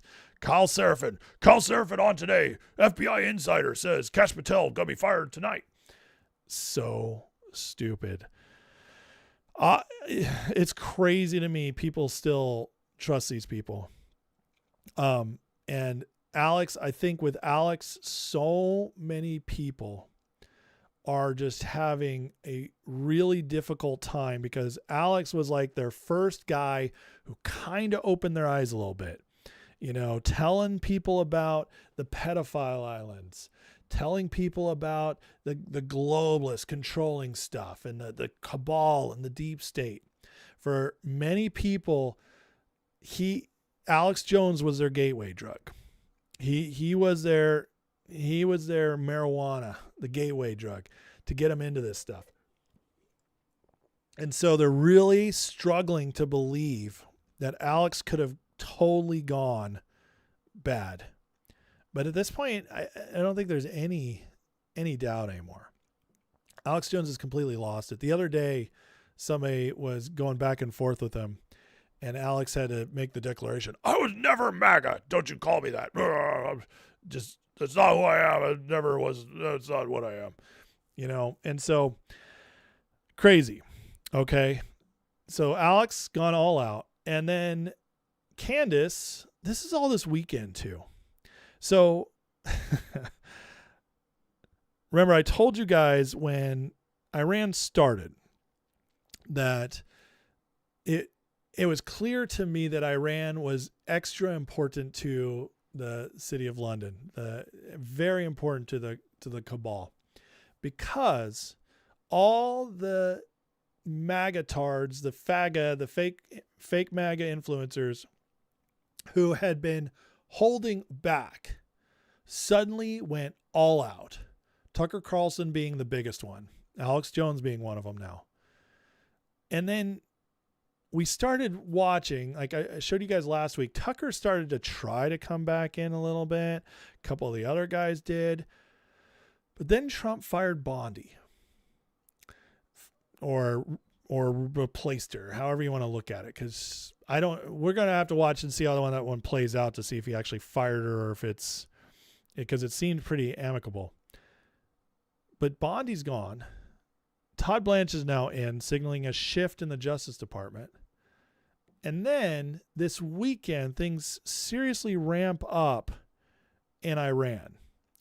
Trump comes out. We get the narrative, the psyop on Saturday to convince us that Trump is dying, that he's in the hospital. It's all over X. Trump's, there were actual reports. It wasn't just like influencers. There were actual reports of Trump hasn't been seen and he's been moved to Walter Reed and pray for President Trump. Total psyop to convince us Trump was dead. And then Trump comes out with fire and brimstone on Easter with that tweet I shared earlier. The effing, open the effing straight. And then sets the deadline for Tuesday. Well, on this weekend when all this is happening, none of this is ever coincidental, guys. You guys know that? It's just none of it. It's always on purpose. They time everything on purpose. They know. They get word. Somebody does. The handlers get word. Some's coming. And so they all the psyopers go into their mode. And here's Candace Owens going up a level. I didn't think, just when you think Candace Owens can't get crazier, oh, she gets crazier. Candace Owens this weekend. This is a satanic administration. We all realize satanic Zionists occupy the White House and Congress needs to move to have the Mad King Trump removed. Mad King. We had Brett Weinstein this weekend call Trump a Mad King. Is it funny how this all circulates at the same time? Have the Mad King removed. Alex Jones segment with Robert Barnes. We need to have J.D. Vance remove President Trump to keep him from the nukes. How are you guys all saying the same thing at the same time? Very interesting. And people think these people are independent. They're trustworthy. They're all doing this narrative. Get rid of Trump. It's over. He's lost his mind. Mad King. All of our lives may depend upon other countries realizing Trump is deeply unwell. There's that 25th Amendment talk. And surrounded by religious fanatics who have convinced him he's a messiah. Oh, really? Trump's a messiah. Huh. I've never heard a single word out of Trump's mouth that would make me think he thinks that. I've heard him call Jesus the Messiah. I've heard him call Jesus the Son of God. I've heard Trump say braggadocious things. I'm the one who can fix this. Yeah, so on and so forth. Absolutely. But is that the same as Messiah? No. Very crazy stuff. But again, very interesting timing as well. In fact, Candace is going so far, she's even calling out the pilot rescue, which is kind of like the most anti-American thing you could do. The more coming out about this pilot rescue, it's looking like a massive disaster of a failed operation the Pentagon's lying about that had nothing to do with rescuing a general. What? Rescuing a general? That's WSO. Independent journalists need to prod this Top Gun narrative. This may explain why Trump was enraged on Easter and demanding an end to satellite imagery. What? Where did he demand an end to satellite imagery? Did anybody hear that one? I didn't. Maybe I missed it. But to call out when Americans are feeling like as proud as could possibly be, as relieved as could possibly be that our guy stuck over there isn't captured to be tortured, just like they did to Bill Bradley in the 80s. One of the most horrific stories you will ever read is the torture of Bill Bradley caught in the Iranian embassy by the Iranians in the 80s. Horrific. And Candace Owens comes out immediately and just dumps all over it. That's crazy, guys. I don't know how anybody can still trust this woman. Then we get another one. This is a new one. You guys ready? So I don't know if you watched this last weekend, if you pay attention to Joe Rogan. I don't think Joe Rogan is one of these people, although I do think they're trying to get to him. But he did have Theo Vaughn on, and the whole time he had Theo Vaughn on, Vaughn was crashing out about all that's going on. Well, if you don't know who Theo Vaughn is, don't worry, you're not missing out on much. But he is an influencer that's highly, highly influential with younger men, with the young 20-somethings and teenagers. He's very popular. He's an idiot, ex-crackhead, but he was a big enough deal that Trump went on his podcast during the campaign. Theo Vaughn, right after leaving Rogan, has Easter with Candace Owens. Guys, that's all you need to know. These people all know each other. They're all hanging out. And you spend Easter with somebody, it tells you who you're close to. Just saying. We're seeing so much more keep coming out. So Alex calls for the removal of Trump. Candace calls for the removal of Trump, calls him Messiah complex, that he's unwell. And we're all going to die if he stays president. And then Tucker this weekend, he takes it up a level with Trump. You can't embezzle. You can't invade countries to steal their stuff because they're all varieties of the same theme, which is theft. And theft is wrong. It's wrong under the American legal code, but it's also wrong under the Christian legal code. Theft is wrong. Spelled out really clearly. It's also intuitive. And here was the president saying, we're just stealing this because we can. Tucker Carlson calling Trump a thief and unchristian. And then he really goes up a notch here. And you have to think through, like, could there be a spiritual component to what we're watching? Is it just a conventional escalation ladder in a badly thought out war with ill-defined goals, and we just wound up in this really tough place where we face either humiliation on the one side or a nuclear launch on the other? That's part of what it is, but could it be something bigger than that? Is it possible that what you're watching is a very stealthy yet incredibly effective attack on what, from a Christian perspective, is the true faith, belief in Jesus? Is that what really is under attack here?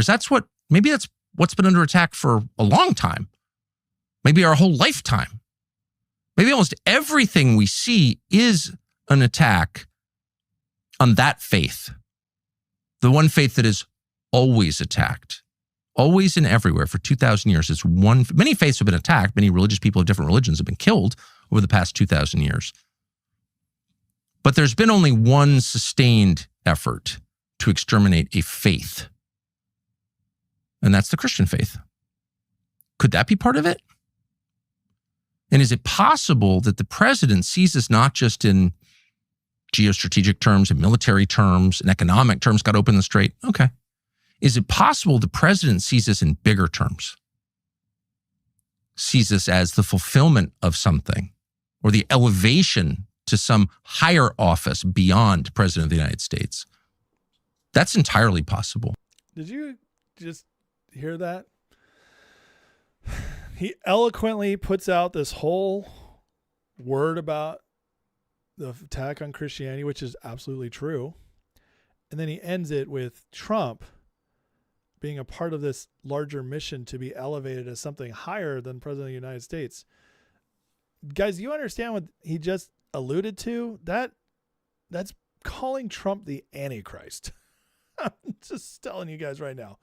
That right there is alluding to the fact that maybe Trump is trying to become the Antichrist. That, my friends, is psycho. That is insanity. And I've been seeing stuff from some hardcore anti-Trump people for years now. People obsessed with the end times, always trying to find evil in everything because they're scared to death or because it keeps their podcast going. But the equating Trump to that, as Tucker Carlson, the guy who helped get him elected, the guy who was there at the RNC convention giving a speech, the guy who was there on election night, is now saying that maybe Trump is part of this. Do you see what he's doing? See, Alex, Tucker, Candace, they know who their audience was at one point. And I'm sorry about real quick, I'm sorry about the audio disconnect, guys. I will try to work on that, try to get them closer to each other. My bad. Okay. Anyways, I see all the chats going on. Also, somebody said like, well, Theo Vaughn and Candace are neighbors. So I don't hang out with my crazy neighbors. Do you? What's that mean? I don't go to their house for Easter.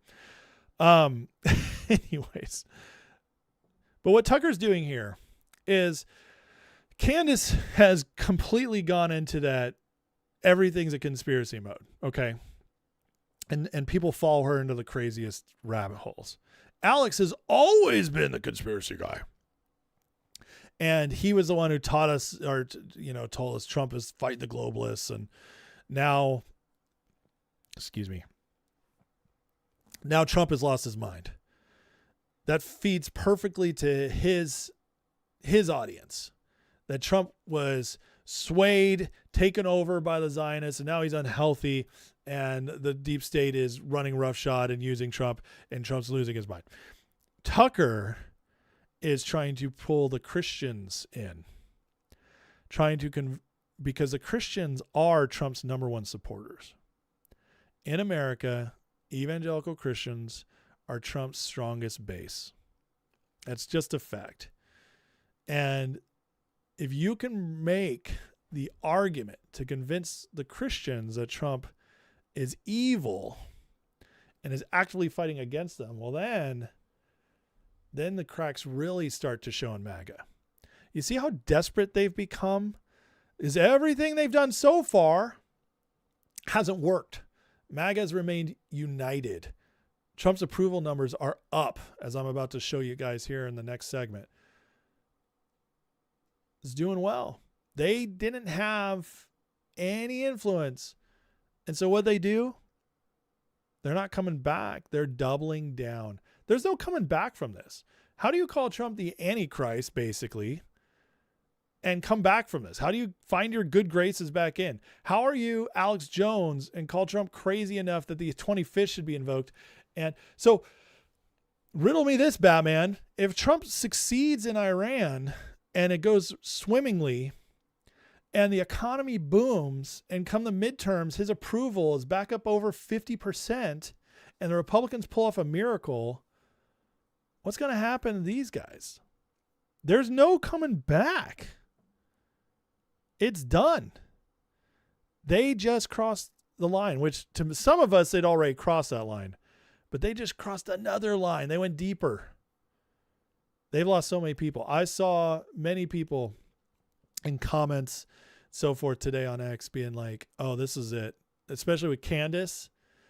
A lot of people being like, I know hundreds of people dropping off because of Candace watching the show. I was a fan. All me and my friends are gone. This stuff, man, it's It's crazy. And Tucker just doubled down on the crazy. Now he's actually attacking the Bible and the book of Esther, which I'm not going to play this clip, but the book of Esther, about Esther and the Jews in captivity and them about to be eradicated by the Persians. And then Esther becomes the bride of Xerxes. And because she becomes his bride, she saves the Jews. Hardly a genocide. Now, there were Persians conspiring that all get killed by Xerxes in this, but this is when the Persian Empire is at its greatest. But Tucker is now using that Bible story that was a story about the Jews about to be unrightfully completely eradicated and God saving them. And now he's turning it into a story that wasn't supposed to be in the Bible. I mean, this guy is going off the rails. But there's even more. Listen to his latest guest and what him and Tucker had to say. I would actually argue, and this is a bold statement, a democratic republic is the greatest government experiment in the history of humanity. I would say I've enjoyed it. You've Yeah. enjoyed it. Yeah. So we enjoy it. I love America. You love America. I do. Capitalism should not be anywhere near Christianity. You think? Christianity is Wait, what? Capitalism should be nowhere near Christianity? How about the story of the 10 talents, brother? When Jesus gives more to the guys who already have some because they're being productive than the ones who don't. And he excoriates the guy who didn't use his talent. It sounds like capitalism to me, friend.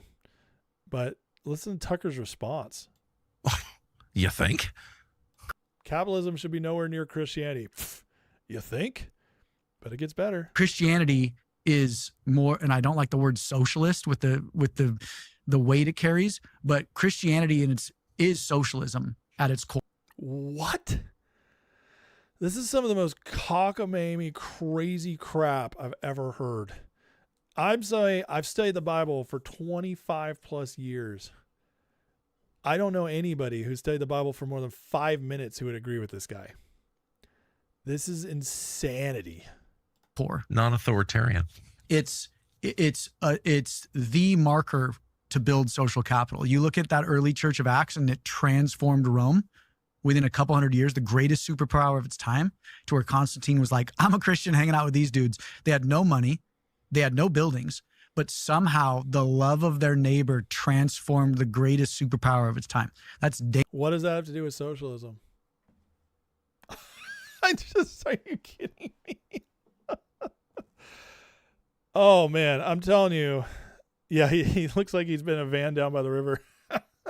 He looks rough. Tucker taking this guy seriously and agreeing with him when he's saying this insanity?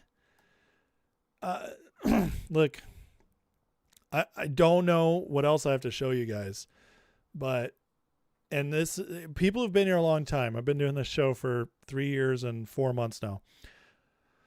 People who've been watching this show for most of this time know that I used to be a big fan of Tucker's. I loved what he was doing, especially in 23 and 24 when he first went independent. He was excellent. Great guests, calling out the Biden administration, cheering on Trump. Great stuff, and actually brought truth out into the world. And all I can tell you is that this is what an asset does. Turning when called upon. And this is, Tucker has gone completely off the loop, off the rails. He's just gone. And there's just no coming back from this stuff, guys. Once you see it, you can't unsee it. And it goes on how this is all just a network.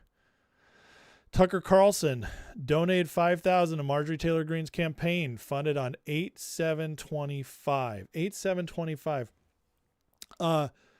She was already elected at that point. She wasn't running another campaign yet. She wasn't going to run another campaign until 2026. Why give money then? She'd just been elected. The exact same day she began her tirades against Israel and AIPAC. Now, we think she'd just do it for $5,000. That's probably the limit, but others with similar sentiments began donating that same time as well. That's all you need to know, guys. What is it? That's the money was the sign. It's go time. It's go time, and here's your reward. These people are all in it together. It is insane. Then we have Joe Kent. Well, let's go to this story real quick because Joe Kent had this to say about the rescued soldier, the soldier to be rescued. Oh, God. Ads.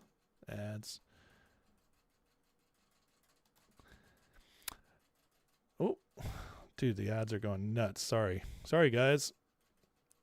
Conspiracy theorist and ex-National Counterterrorism Center boss Joe Kent has been called out for promoting wild Iranian propaganda that suggests the U.S. was actually trying to kill a downed American airman just hours before he dramatically rescued. Pro-regime, sorry, I want to get to his words. Kent shared the post before President Trump revealed hours later the crewman had finally been rescued. Jake Tapper called him out, of all people. Like, that's craziness. Joe Kent sharing Iranian state-linked outlet nonsense claiming falsely U.S. was trying to kill the pilot he posted on X. Praying for the rescue of our downed pilot and a safe return for special operators. Here's an Iranian state-linked Tasman News citing military source claims U.S. forces are bombing areas of southwest Iran where a missing pilot may be located, alleging Washington's lost hope of recovery and is attempting to kill him. Why would you do that? I mean, you could say he was just retweeting it to get him back, but why share the post that says the U.S. is trying to kill him? I don't know. And look, I'm being more negative because I don't trust Joe Kent. So, if I'm wrong, I'm wrong, but I don't trust him. And so I'm going to assume the worst. Assume the worst about him. And by the way, anybody who believes that we were trying to kill our own guy, it's just, this isn't Obama drone, using drones to kill American citizens. That's not Trump.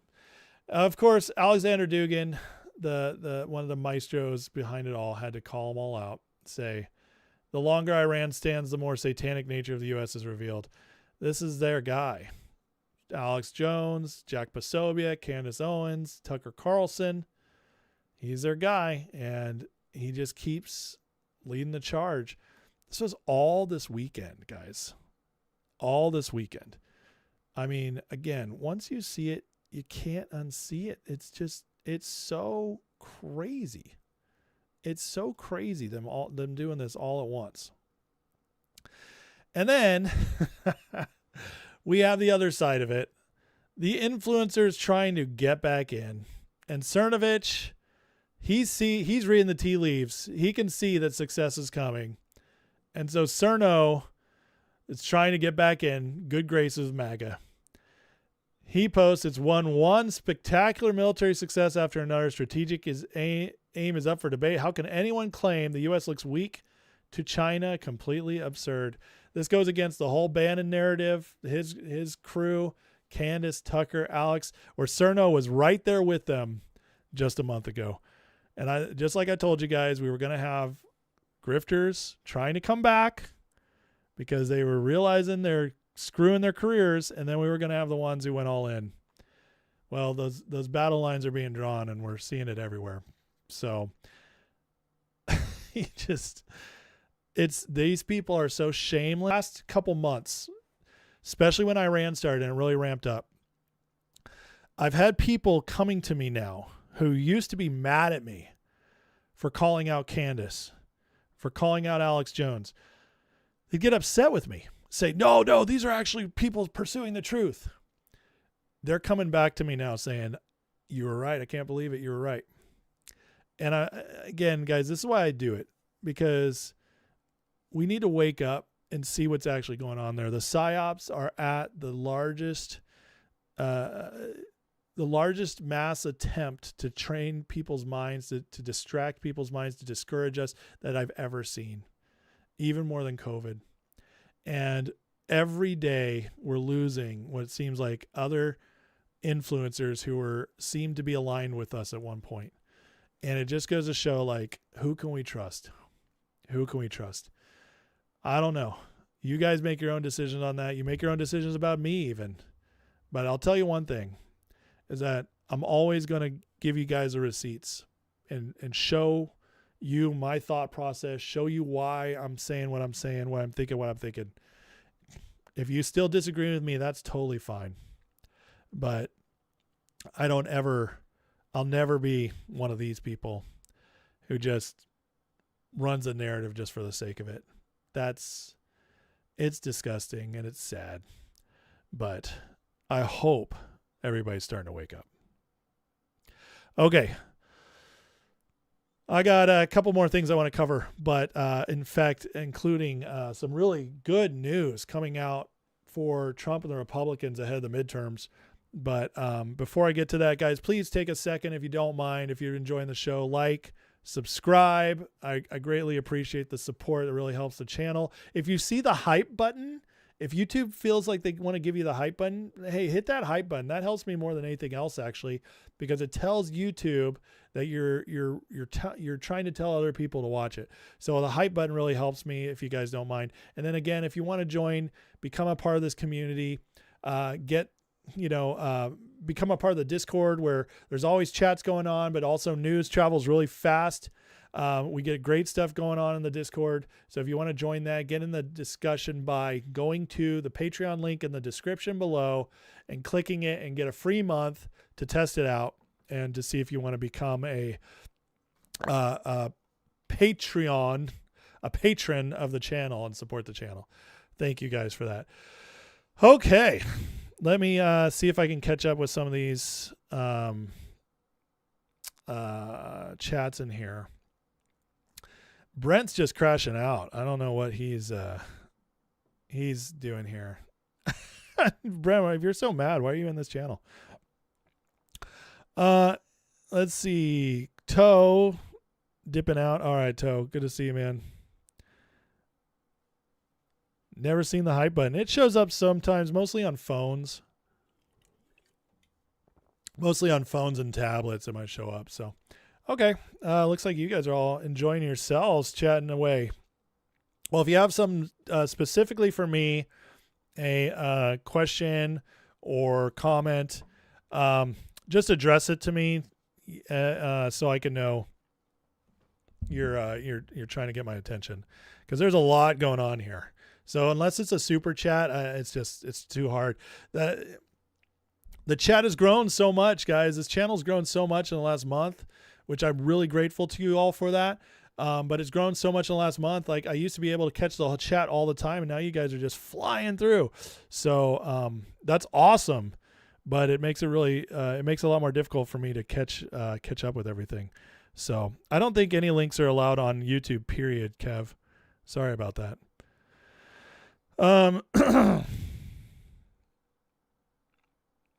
You realize the final card is disclosure of aliens? Yeah, I mean, I think that's going to be a giant psyop. I don't think there's real aliens, but we'll see. But just like JD Vance, I believe those are demons. Excuse me. Sorry, guys. I hate coughing on the mic. That was terrible. Let me.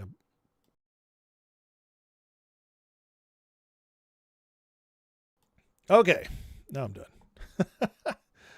Alrighty, let's get going. Okay, hope springs eternal for the Republicans in the midterms. We have Harry Anton, my favorite New York Jew, with his CNN analysis. Let me refresh this so the video works. It was on a loop. It was stuck. Let's see what Harry has to say today, which is very interesting. Now, I saw somebody, before I go on this, Somebody in the chat wrote polls are fake. As I was watching the last or doing the last segment. You're right. Polls can be fake, and they can be used as narratives, and they can be used to control narratives, and they can be used to discourage and psyop you. Absolutely true. Polls can be fake, 100%. And you should never, ever trust a poll completely on its own. That is a fact. But there's a big but in this. Polls do tell us trends, and those trends are not fake, because as much as they want to completely rig the polls, they stay within a framework of their lies. And so when polls are all trending in a certain direction, that is something you can trust. And trust me, I've been doing this for 25 years. Politics, I've been a junkie since I was a teenager and watching this stuff, and the trends are always telling the truth. And what I mean by a trend is when multiple polls start showing direction in one way. That is something you can always trust, is a trend. All right. So having said that, let's watch what Harry has to say. Take a look. GOP would win the Senate with this map. Let's say Republicans only hold on to the states that Trump won by greater than 10 points. That would, in fact, give them the Senate 51-49. Why? Because what you would see is that the Democrats would flip North Carolina, they would flip Maine, but Republicans would hold on to Ohio, they'd hold on to Texas, and they'd hold on to Alaska, because Donald Trump won all of those states by greater than 10 points. And I will note, John and I were talking, we have the NCAA tournament going on. This is sort of the chalk scenario going on where the most obvious events actually do occur, because take a look. During the Trump era, look at this. Flip the Senate seat, midterm and presidential years. States the other party won by 10 plus points in the last presidential election. 0 times did a party flip those states. So we're talking about places like Texas, Alaska, Ohio, where Trump won by double digits, which is why. Take a look. All right. That's what matters the most right there, is that a state hasn't been flipped that was a 10 plus for a candidate in a long time. I don't know the exact, he doesn't put the year on there. Or he does. Okay, since 2016. So this is a 10-year trend, and it's very unlikely to break. The Democrats would have to have a massive blue wave to do that, and that's just not going to happen, because let's keep looking here. Rasmussen right now is, out of all the pollsters, the most accurate. They were most accurate for the election, and they're the most accurate in catching trends because they keep polling every day. They have a daily tracker, and then it comes in at the end of the week on a rolling average. So it's the most accurate you can see. And Trump is now back up to 47% here. But that's not all. Morning Consult, which is a super liberal poll, super leftist poll that always trends left. You should see how they had Kamala Harris, how high they had her up. They have Trump up the highest since January. So the trend, this is going to shock a lot of people because the influencers don't agree with this, but the trend is that the Iran war, people like what Trump's doing with the Iranian war. You want to know it by the press. You want to know it by the media. You want to know it by the influencers. But the truth is that in the war, people like how Trump's handling it. He is getting more popular as the war goes on. And that is not something anybody is telling you. But this, and now take this into account, that Trump now is hitting the highest number since early in the year. Remember when he was riding high off Venezuela? Yeah, that was the high point this year. Riding high off that, it's gone up. The trend is up. Now imagine he gets a big win in Iran. Imagine after that, gas prices plummet. Imagine after that, the economy hits a boom. It's not hard to imagine the Republicans winning the midterms in that scenario. And that's a very plausible scenario. Let's go forward more. Here's a tip poll. Support for the military action against Iran remains in the green, which is pretty massive. And then you have Seth Keshel, who, in my opinion, is the best election expert out there. Some sanity for you panicking. Look at the R number. It's a plus. He's talking about registrations. Both sides are busy registering voters. Dems have more enthusiasm, giving standard midterm dynamics. Blue collar bellwethers in Pennsylvania to the right of where they were even 2 months ago. This trend will stabilize or reverse right after primaries or after midterms. Right now, concentrated drives in urban areas outweigh the slow and steady trickle taking place over 16 years of Dem die-off. So in other words, the Democrats have gained, but only slightly. Republican registrations are up across the board. Now, registrations are not fake. Ever. That's hard data. No, I guess you could say it's fake if it's like auto registration. But when they're trending in a certain direction, they tell you a lot. So, guys, we are looking at Trump pulling off one of the biggest, I think, election / presidential term miracles we've ever seen, which would be a president that is highly polarized and greatly unpopular to one side, who struggles mightily to get over 50% because the left is so against him and because the middle is so mushy middle that they're just never happy about anything anymore, no matter how the country is going. You have a president in that situation pulling off more than any president dared attempt in 15 months. And by the end of this year, it'll have been almost 2 years.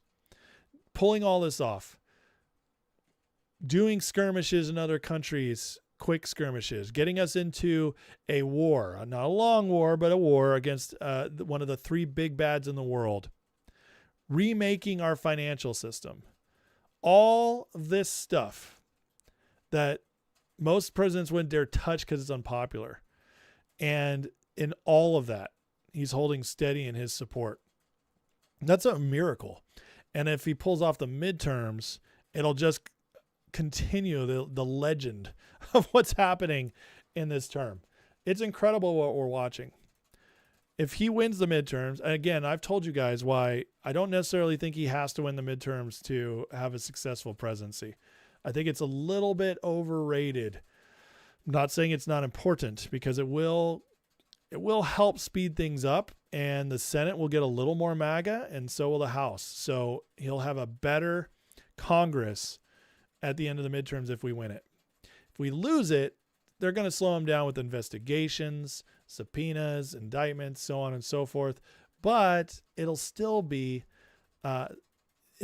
because the Senate, because it's a political cases, because political crimes, the Senate won't convict anybody on any of this. So ultimately, it's just going to be a big stalling effort that I believe could make the 2028 election even more red. And if we win the 2028 election, which I believe thoroughly we will, in fact, I get even more confident about 2028 if the Dems win the midterms. We win the midterms. All right, I'm sorry. If we win 2028, the new census shifts kick in 2030. That's the next midterm election. 2030, the demographic shifts because of people moving to red states. We'll have picked up about 7 seats just from that. You add the end of the Voting Rights Act, which I believe the Supreme Court's going to strike down. That's another 12 to 19 seats. You look at the Republicans coming in with a House that's pretty much set in stone, that cannot go back to blue unless there is significant, and I mean significant, cultural shift back to the left, which, guys, the cultural shift has just started in this country. See, politics is downstream of culture. When culture is in flux, even, or if it's completely gone one way, sometimes somebody in the other party can still squeak through. Just like Trump did in 2016, when our culture was trending more left than it had in a long time, thanks to Obama and the rejection of Bush. And it started really in the Clinton years. So that trend left had continued. Bush was a blip. Obama continued that trend. Trump, blip, but saved it, set the country back on the right path Biden came in, that's when the trans stuff and everything and all the left went full crazy, and we hit our apex, but that's also where the mass rejection came in. And this generation of voters, and by that I mean everybody old enough to vote now, all the 18 and ups for the last 5 years, 18 to 65, most of them reject the far left stuff. And they saw it with their own eyes, how crazy it gets. So that cultural shift, because of that has only just begun. So regardless if the Democrats win the midterms, our culture is going to keep trending more conservative, more right, more back to that traditional middle that's a little more right-leaning. That's going to be happening now, and these cultural shifts usually go for 20 to 40 years. So that's going to be happening for a while the demographic shift is also here. So if we win the election in 2028, which I thoroughly think we will, I believe after that, it could be red, red, red for 10 to 20 years straight. Actually, not 10 to 20 years. I'm sorry. It'd have to be in fours. 12 to 20 years straight. That means red Republican presidents, a red House. The House is always the hardest to shift back once you get a hold like that. The Democrats had the House for 40 straight years before Newt Gingrich geniusly switched it back to red. But what's interesting is during that time, we mostly had Republican presidents. Very interesting. This is different, though, because the left went so crazy. They're all toxic now. And so, yeah, there might be a Democrat president who sneaks in maybe in 2036 or 2040 after Republicans, MAGA has been in charge for so long that people are tired of it. There might be a Democrat president who slips in. But the odds of the House changing after this demographic shift are very low for a long time. And the odds are that the Senate, because there's so many red states now, will hold as well. So you put all that into place, and then you also consider if there's MAGA president, Senate, that means more Supreme Court justices. That stays red. They keep getting red. So effectively, guys, we are not at the end of a cultural revolution. Trump is not a blip. There's a lot of people out there who say that, and they totally don't understand elections. They totally don't understand trends in America. They don't understand how any of this works. They haven't studied their history. They just have no idea. There's a lot of people out there who think Trump is just a salve. He's only going to, and as long as he's here, once he's gone, it's going far left again. My friends, that is not how this works.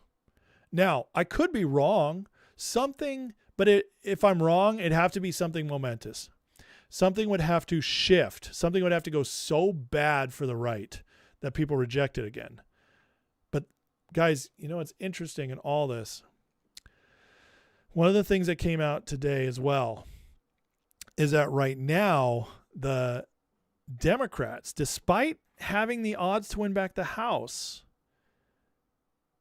they still are less favorable than Republicans.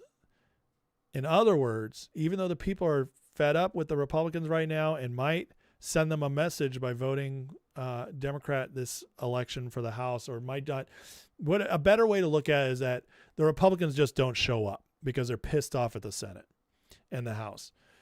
That's most likely. But when people are asked, do you trust Republicans more or Democrats more? They say Republicans on almost all issues. When they're asked, who do you favor more right now? People say Republicans. And it's not because they love Republicans, because the left is so crazy. And that's in what's supposed to be a blue wave year. So I'm telling you right now, like, we've seen this happen a few times, okay? Republicans had a long stretch, and then FDR came because the Great Depression hit, and the Democrats swept in, and they held that. They held the House, except for one little blip for 2 or 4 years. I can't remember exactly how long it was, but it was one little blip. After FDR, the Democrats held it, lost it for a little blip, and then held it for 40 straight years. That's what we're seeing for MAGA. And I don't even call it Republicans anymore. Republican Party is MAGA.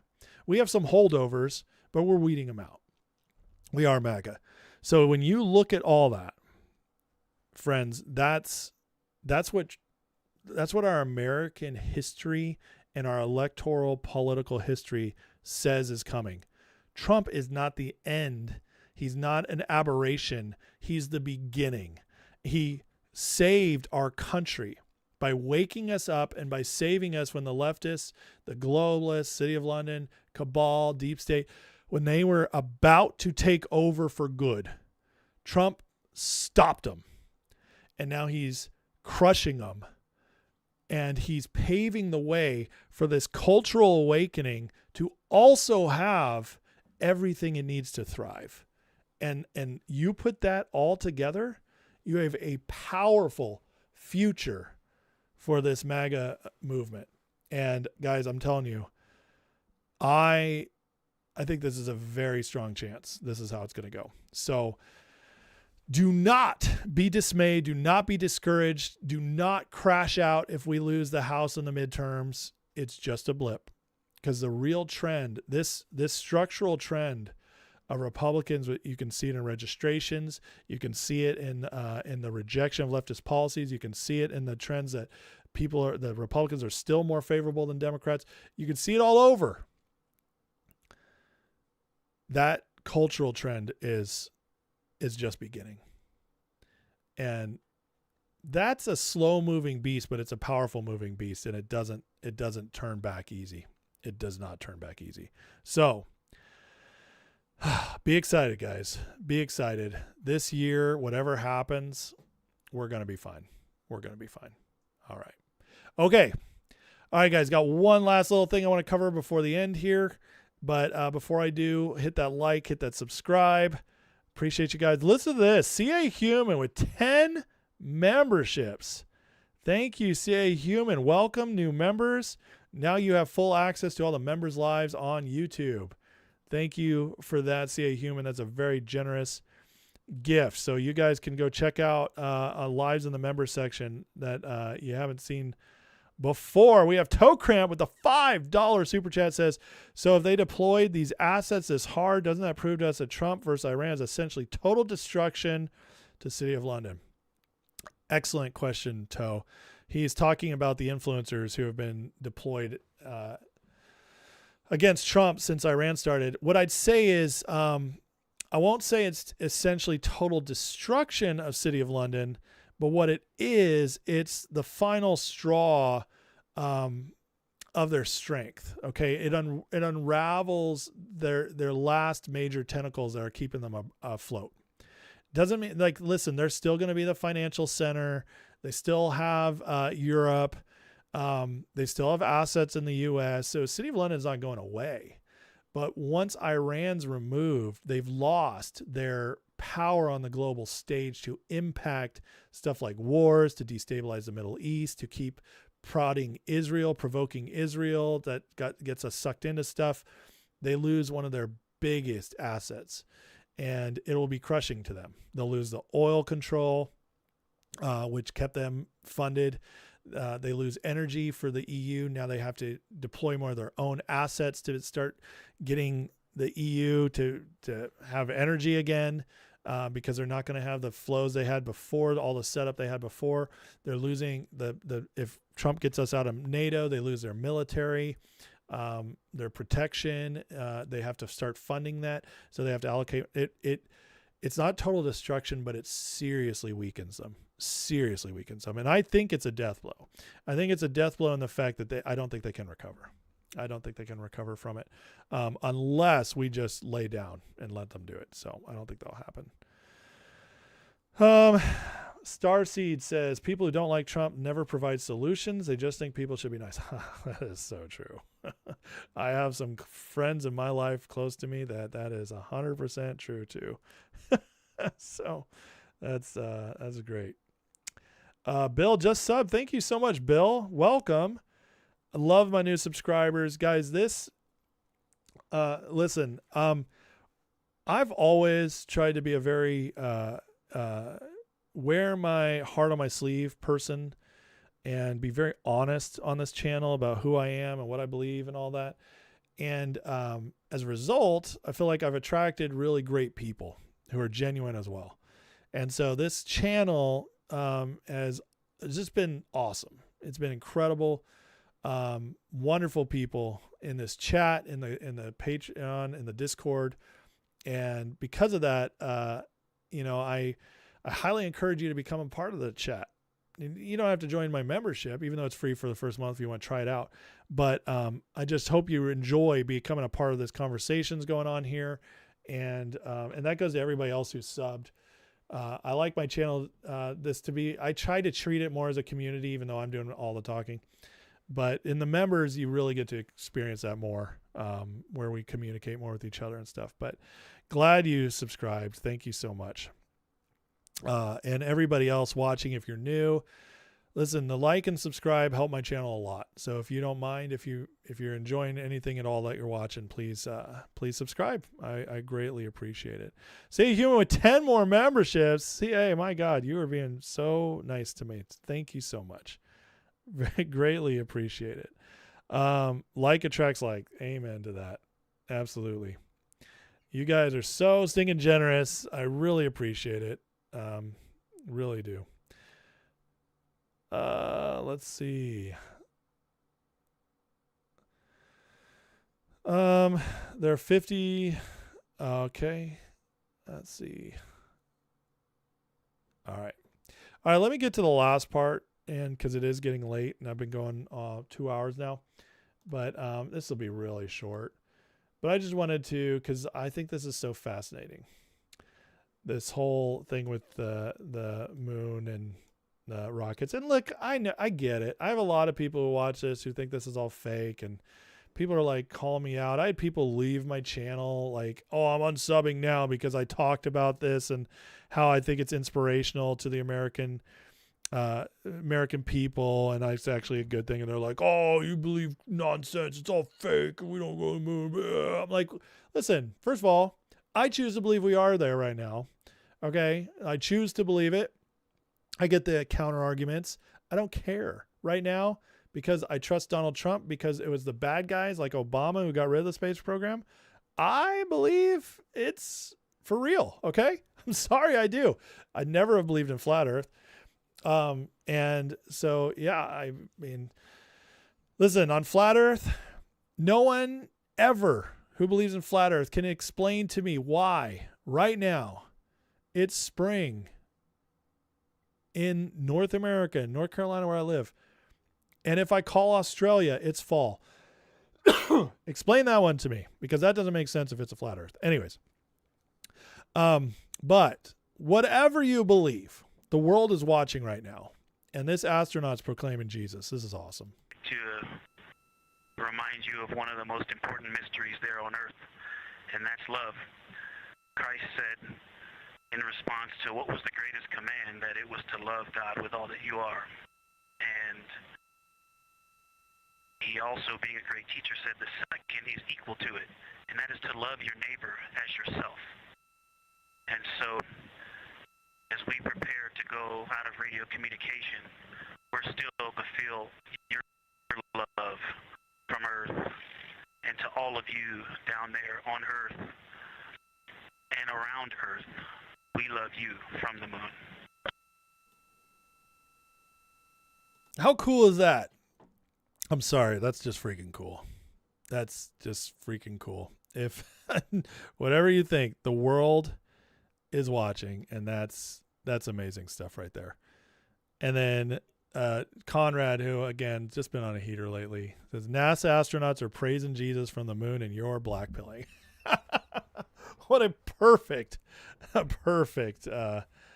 breakdown, and a perfect tweet to leave up as I close tonight. But listen, let me get I do want to get into the chat last time before leaving. Lochtefeld says never argue with an idiot or a drunk on Rumble. Absolutely. Although sometimes arguing with a drunk can be fun. Let's see here. Starseed says, months before Trump was elected, I got a very clear download, perhaps a message. Trump would allow humanity to survive. Hillary would be the end of civilization. I mean, as we know it, yeah, I agree with you. Yeah, absolutely. Lily says, Iranian here, new sub. I'd like to hear my viewpoint about whole situation, especially the great British role in this disaster in Iran by empowering the regime of mullahs in 79. Oh my God. I don't have time. Lily, first of all, thank you. Are you in America now, or are you still in Iran? I can't imagine you're in Iran watching this. But I hope if you have family there, they're safe. And I can't imagine what it's like to be watching your country go through all this. But the short answer, I've given a longer answer on this in other lives. And because I'm running so late tonight, I don't have time to go fully into it. But my viewpoint about this whole situation, Britain got their claws into Iran roughly 100 years ago. I think it was 1918 when they first got their grips into you. And then after that, they basically, it just kept growing. You know, they stole your guys' oil, turned it into British petroleum, and used you guys as a proxy for them to basically have control in the Middle East and a lot of control over the world's oil supply and prices. And then also their MI6, along with CIA, who they tried to control and mostly got their grips in for a long time, constantly controlled your guys' governments and decided who would be there. And so they would create a coup and overthrow a government. And they did it in the 50s and they did it again in 79. And yeah, they played both sides. And the Khomeinis have $50 billion real estate empire in London. And so if that doesn't tell you who they're in cahoots with, I don't know what will. There's just no way some crazy Islamic clerics from, that are evil dictators of one of the most siloed nations in the world, sanctioned nations in the world, there's no way they could possibly build an empire of wealth in another country like that unless they had some really direct ties. So that's what I think. And I think Trump is breaking that. And that's one of the main reasons he's in there. But there's other reasons as well. So that's the best I could do. I hope that's good for now. Let's see here. Ellen says, I'm not saying it's flat earth. Just they may be pulling some tricks. This guy's really knows voice. Oh, awesome. Yeah. I mean, yeah, it might be. I don't necessarily care. I don't know what they gather or what they gain from this mission being fake. But whatever. I just don't care. I think it's awesome. If it turned out where there could be something dark and evil from it that could be bad for us, then I will deep dive it more. But as far as I'm concerned, even if this moon mission is fake, it's being used to bolster American spirit and pride. And if that's a psyop, that's a good psyop, and I'm okay. I'm all in on that one. Lucy says, on a road trip this week, turned my podcast on your husband saying, I really like this guy. Oh, Lucy, that's amazing. Thank you for sharing that with me. That's awesome. Your husband, you got him listening to me now? That's so cool. What else is here? Yeah, don't be a baby if I disagree with you. And don't be a troll either. Rum Dog and CA Human both being very nice. Learned so much from it. Thank you guys. That's so sweet of you. CA Human. Awesome. Okay. Beta Chifai. What do I say? The claim is all a shift by the same global forces. City of London itself is just an apparatus. That's a good question. Okay, so basically the idea is that Trump's in on it. What do I say to that? I'd say it's absolute total nonsense. There's zero evidence to support that. The only people, so I look at who believes in who doesn't and who the enemies of Trump are. And that kind of tells you everything, right? So answer this, Beta. No, I'm not saying you believe this, but I'm just saying, putting it out there for anybody who believes that Trump could actually be part of a new globalist cabal shift. Why do they all still hate him? Why is this the first war in modern American history, going all the way back to the World Wars? Why is this the first one that Britain wasn't stoked to join us in? Why do they balk? Why is this the first time in 330 years that Lloyd's of London stopped insuring ships through the straits, or insuring ships in general? They broke a contract. Why is this the first time that happened? Why do the Democrats, who are completely captured by the deep state, still hate Trump? Why is the Senate, who's still uniparty, mostly Republicans, why do they not get anything passed for Trump? Why is he stopped at every opportunity? Why do the judges keep trying to stop him? Why is he constantly called out by the EU and the EU leaders? Why is every single freaking globalist anti-Trump? Wouldn't you think they'd kind of make some peace? You know, we've seen it before. Look, let's just go back to Bush 1. Okay. They hated Reagan, but they got boundaries on Reagan. He became scared to become the great disruptor he could have been after he got shot.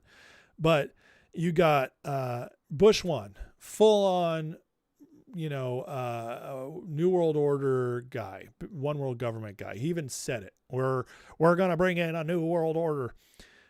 Clinton, completely captured. Okay. Just obvious, total, tried to let us, tried to let the barons rape and pillage Russia after. It was all City of London stuff that Clinton was doing. Bush 2, Patriot Act, gets us in the war on terror. You see, both parties were playing the same game through all this time. Obama, that one's obvious. And then Trump, they all hate him. They try to kill him. They try to bankrupt him. They try to imprison him. All of that. It's like the evidence is so overwhelming that Trump is not one of them, that I think anybody who thinks he is an absolute moron. I'm sorry. And I mean that in the nicest way possible. If you're watching this right now and you think Trump is one of the deep staters because you believe some idiot like Whitney Webb, some black pillar federal agent like Whitney Webb, she's not actually a federal agent, I don't think, but she's definitely deep state. She's an asset for sure. If you believe that stuff, then you're kind of a moron. You in order to believe that, you're ignoring like literally reams and reams of 10 years. Actually, you can go back further, but we'll just go back to 2015 when he started running, or 2016 when he won. You have to ignore a decade of evidence of Trump dismantling them. Here's the other aspect. Okay, so I just went through all his enemies. What about the fact that he's severely weakened everything about globalization? Tariffs really weakened globalization. He's gotten out of all the treaties, all the climate treaties, the Paris Accords that would hurt all of our economy. He has brought manufacturing back here. He's put pressure on other things. So how could it be a new world order that Trump's creating when he's really just making America so much stronger on our own without without like invading other countries? So, I mean, answer me that. If you can answer me that and still give me a narrative that makes even the slightest hint of sense, then I'll listen. But nobody, and I mean nobody, in 10 years has been able to give me a single argument that makes even a little bit of sense that Trump's controlled. The only thing I ever get is, Israel, bro. Look what he does for Israel, bro. Oh my God, Netanyahu owes him, bro. And to which I say, there is so much evidence that Trump's the only guy who's ever put Netanyahu in check. So it's just crazy. So that's what I'll say to your question. But it's a great question. Thank you for giving me a good one to set me up to. Let's see here. Did I miss anything? It says, Lily says, I'm in the USA, and since I follow you now, I didn't mean you to talk about it tonight, but thanks. You're welcome, Lily. Thank you for writing, and I'm so glad you're in the USA. And she, as the Iranian, tells me that I'm 100% right and well aware of their role in the coup in 1979. Thanks. You're welcome, Lily. Thank you for watching. Appreciate you. Kev Tex is dreaming for an Alpha Warrior Josh Reed Ace collaboration. Oh man, these guys, they they don't like to go down once they go up. They don't like to come down to my level. Although I do like Alpha Warrior stuff on X.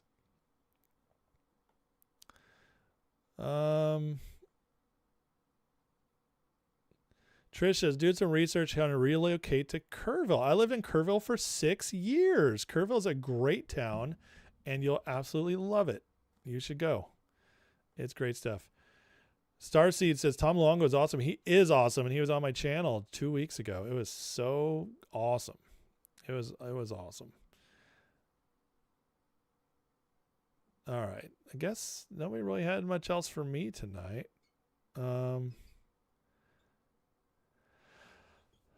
CA Human says, don't stone me. I'm a disappointed member to Kyle. I supported him due to mandate. Now my exit will be soon. Thank you, Ace. No truth in my heart with your evidence. Oh, CA Human, listen. Do not be ashamed that a grifter got you. Grifters have got me. I supported Tucker for 3 years. Love the guy. Okay. When Candace first came on the scene in 2017, 2018, as this MAGA, well-spoken, beautiful black woman who is like, the Blexit they did, I loved her. Okay. We've all fallen for it. I'm sure there's somebody else I still like that in next month or in 6 months, I'm going to find out is a total fraud. That's where we're at. We've all been duped. And they are good at it. And listen, there are 100 psyops going on at once. And it's almost impossible. It's pretty much, I don't know any human can see through all of them at the same time.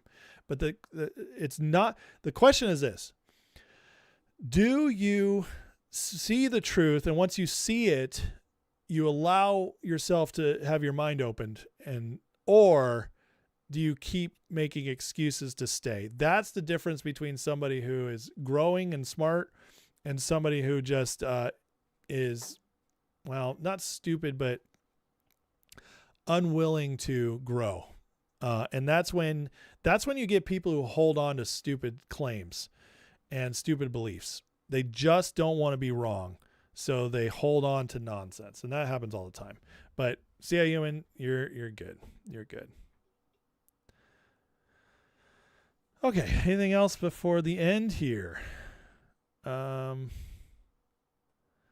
Steve 01115 says, my channel is throttled, by the way. Nobody with 12,000 followers has this active of a YouTube chat. Wow, Steve, thank you for noticing. I've been shadow banned for a long time. And to say I don't have, listen, I just have the best chat ever. That's what it comes down to, man. The people here are legit the real deal. And this is it's the best. It's the best, the community online. But I thank you for saying that. That means a lot to me that you noticed. I have my last month. So believe it or not, Steve, at the end of February, beginning of March, my channel only had 7,300 subscribers. So YouTube has finally lifted the lid on my channel, and I grew almost 4,500 subs in 1 month after 3 years of streaming. And but we'll see if they put the lid back on. But thank you guys. Alice has to pray for her husband tonight. Okay, I'll try to remember that. Can't. A Republican cannot run anti-Israel. It's impossible. You will lose because the Christians will not vote for you. That's why Israel has to be handled very delicately. All right. Yeah, Craner has crashed out on Iran, but I think he'll come back. I think Tom's going to steer him back. So. Oh, you're welcome, See a Human. Kev says, I've been duped. Not ashamed to admit it. PSYOPs are at all-time high. Discernment so important. 100%. 100%. Yeah, we all get duped sometimes. Hodge twins. Oh man, no, they were terrible. They were so awful and obvious. Oh, Peter, you're awesome, man. I'm glad you found me when I had Tom on. You like seeing ace tards in other chats? Do ace tards go to other chats? That's awesome. You guys spread out? Kev was disappointed when the Hodge twins turned. Yeah, man. See, I was never a Hodge twins guy, but I'm telling you guys, so many people. We all went through it, right? But, you know, it makes me proud to see so many people have woken up. And, you know, I started calling out influencers. Guys, you guys who've been here a long time ago, I think it was last year, right before Trump was inaugurated, I called out Alex Jones for the first time because he was fear-mongering all the time with the World War III stuff. I think that was the first time I publicly called out an influencer, and after that, I've been doing it quite a bit. But I got to tell you, nothing like it is now. It just kept getting worse and worse. So, but you know, I feel like it's interesting and important to do so. Some people come at me and are like, "Why do you keep covering this stuff? Don't give Candace attention." I'm like, "Are you kidding me? Like, she says insane stuff. You have to show it so that hopefully somebody who follows her and trusts her sees it and wakes up, has their awakening." And you guys are proving me right. So thank you for that. That makes me feel better that I've been doing the right thing by calling these people out and showing them. So yeah, we're on World War IV now, according to Alex. Although, you know, it's funny. As soon as he called out somebody and gave him this huge lecture, I covered this on my channel about a week or two ago. As soon as he lectured somebody about how we're on World War IV now and went back to, then the next night he streamed and said, "World War III warning." You can't make this stuff up. Did I mention Trump used a madman strategy with that tweet? Classic game theory, knows what he's doing. Oh, yeah. Yeah. Oh, well, I didn't mention it. I'm glad you called it out. But yes, you're absolutely right. I didn't call it out. He did use a madman strategy. But again, yeah, he's playing off them, right? So he's just that smart. Okay, guys. Thanks, Kev. I appreciate you. Thanks, Lisa. Absolutely right. Getting duped is God teaching discernment. 100%. As long as you're open to the truth cutting through it. All right, guys. You guys are the best. Love you so much. We do need to pray because I gotta go to bed. I gotta work tomorrow.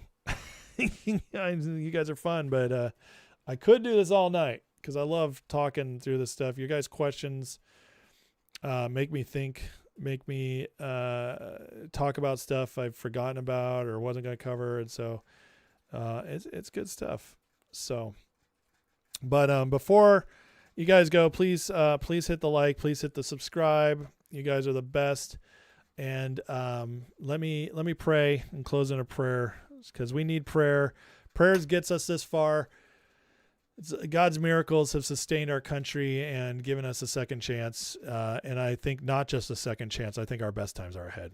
So it's looking good. I'm very excited about the future. We just got to get through the hard stuff, which is the battle, the war. But we're going to get through it. We're winning, and we're going to finish the job. So, all right. Heavenly Father, thank you so much for today. God, I pray for blessing, first of all, over everybody watching and in the chat tonight. Pray for Alan's health. I pray for Alice Fordham's husband's procedure tomorrow that goes really well, Lord.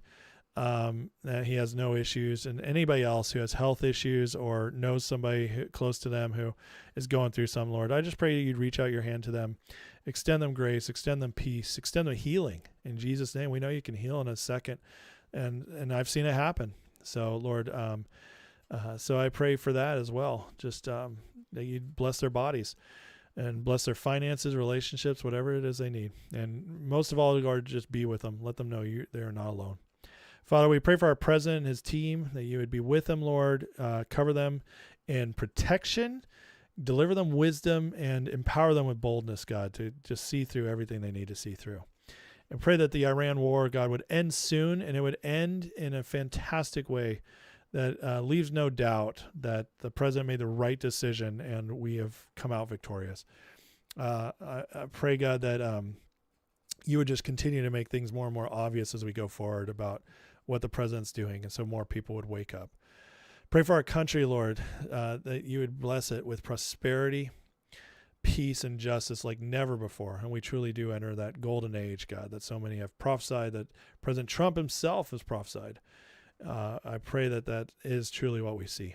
And God, just give them everything they need to see everything through that it's started. God, you start, or you finish everything you start, Lord. And I believe the people with you can do the same.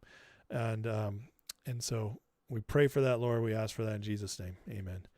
All right. Love you guys. Have a blessed night. Thank you for watching. And I will see you all again. Mañana. Good night.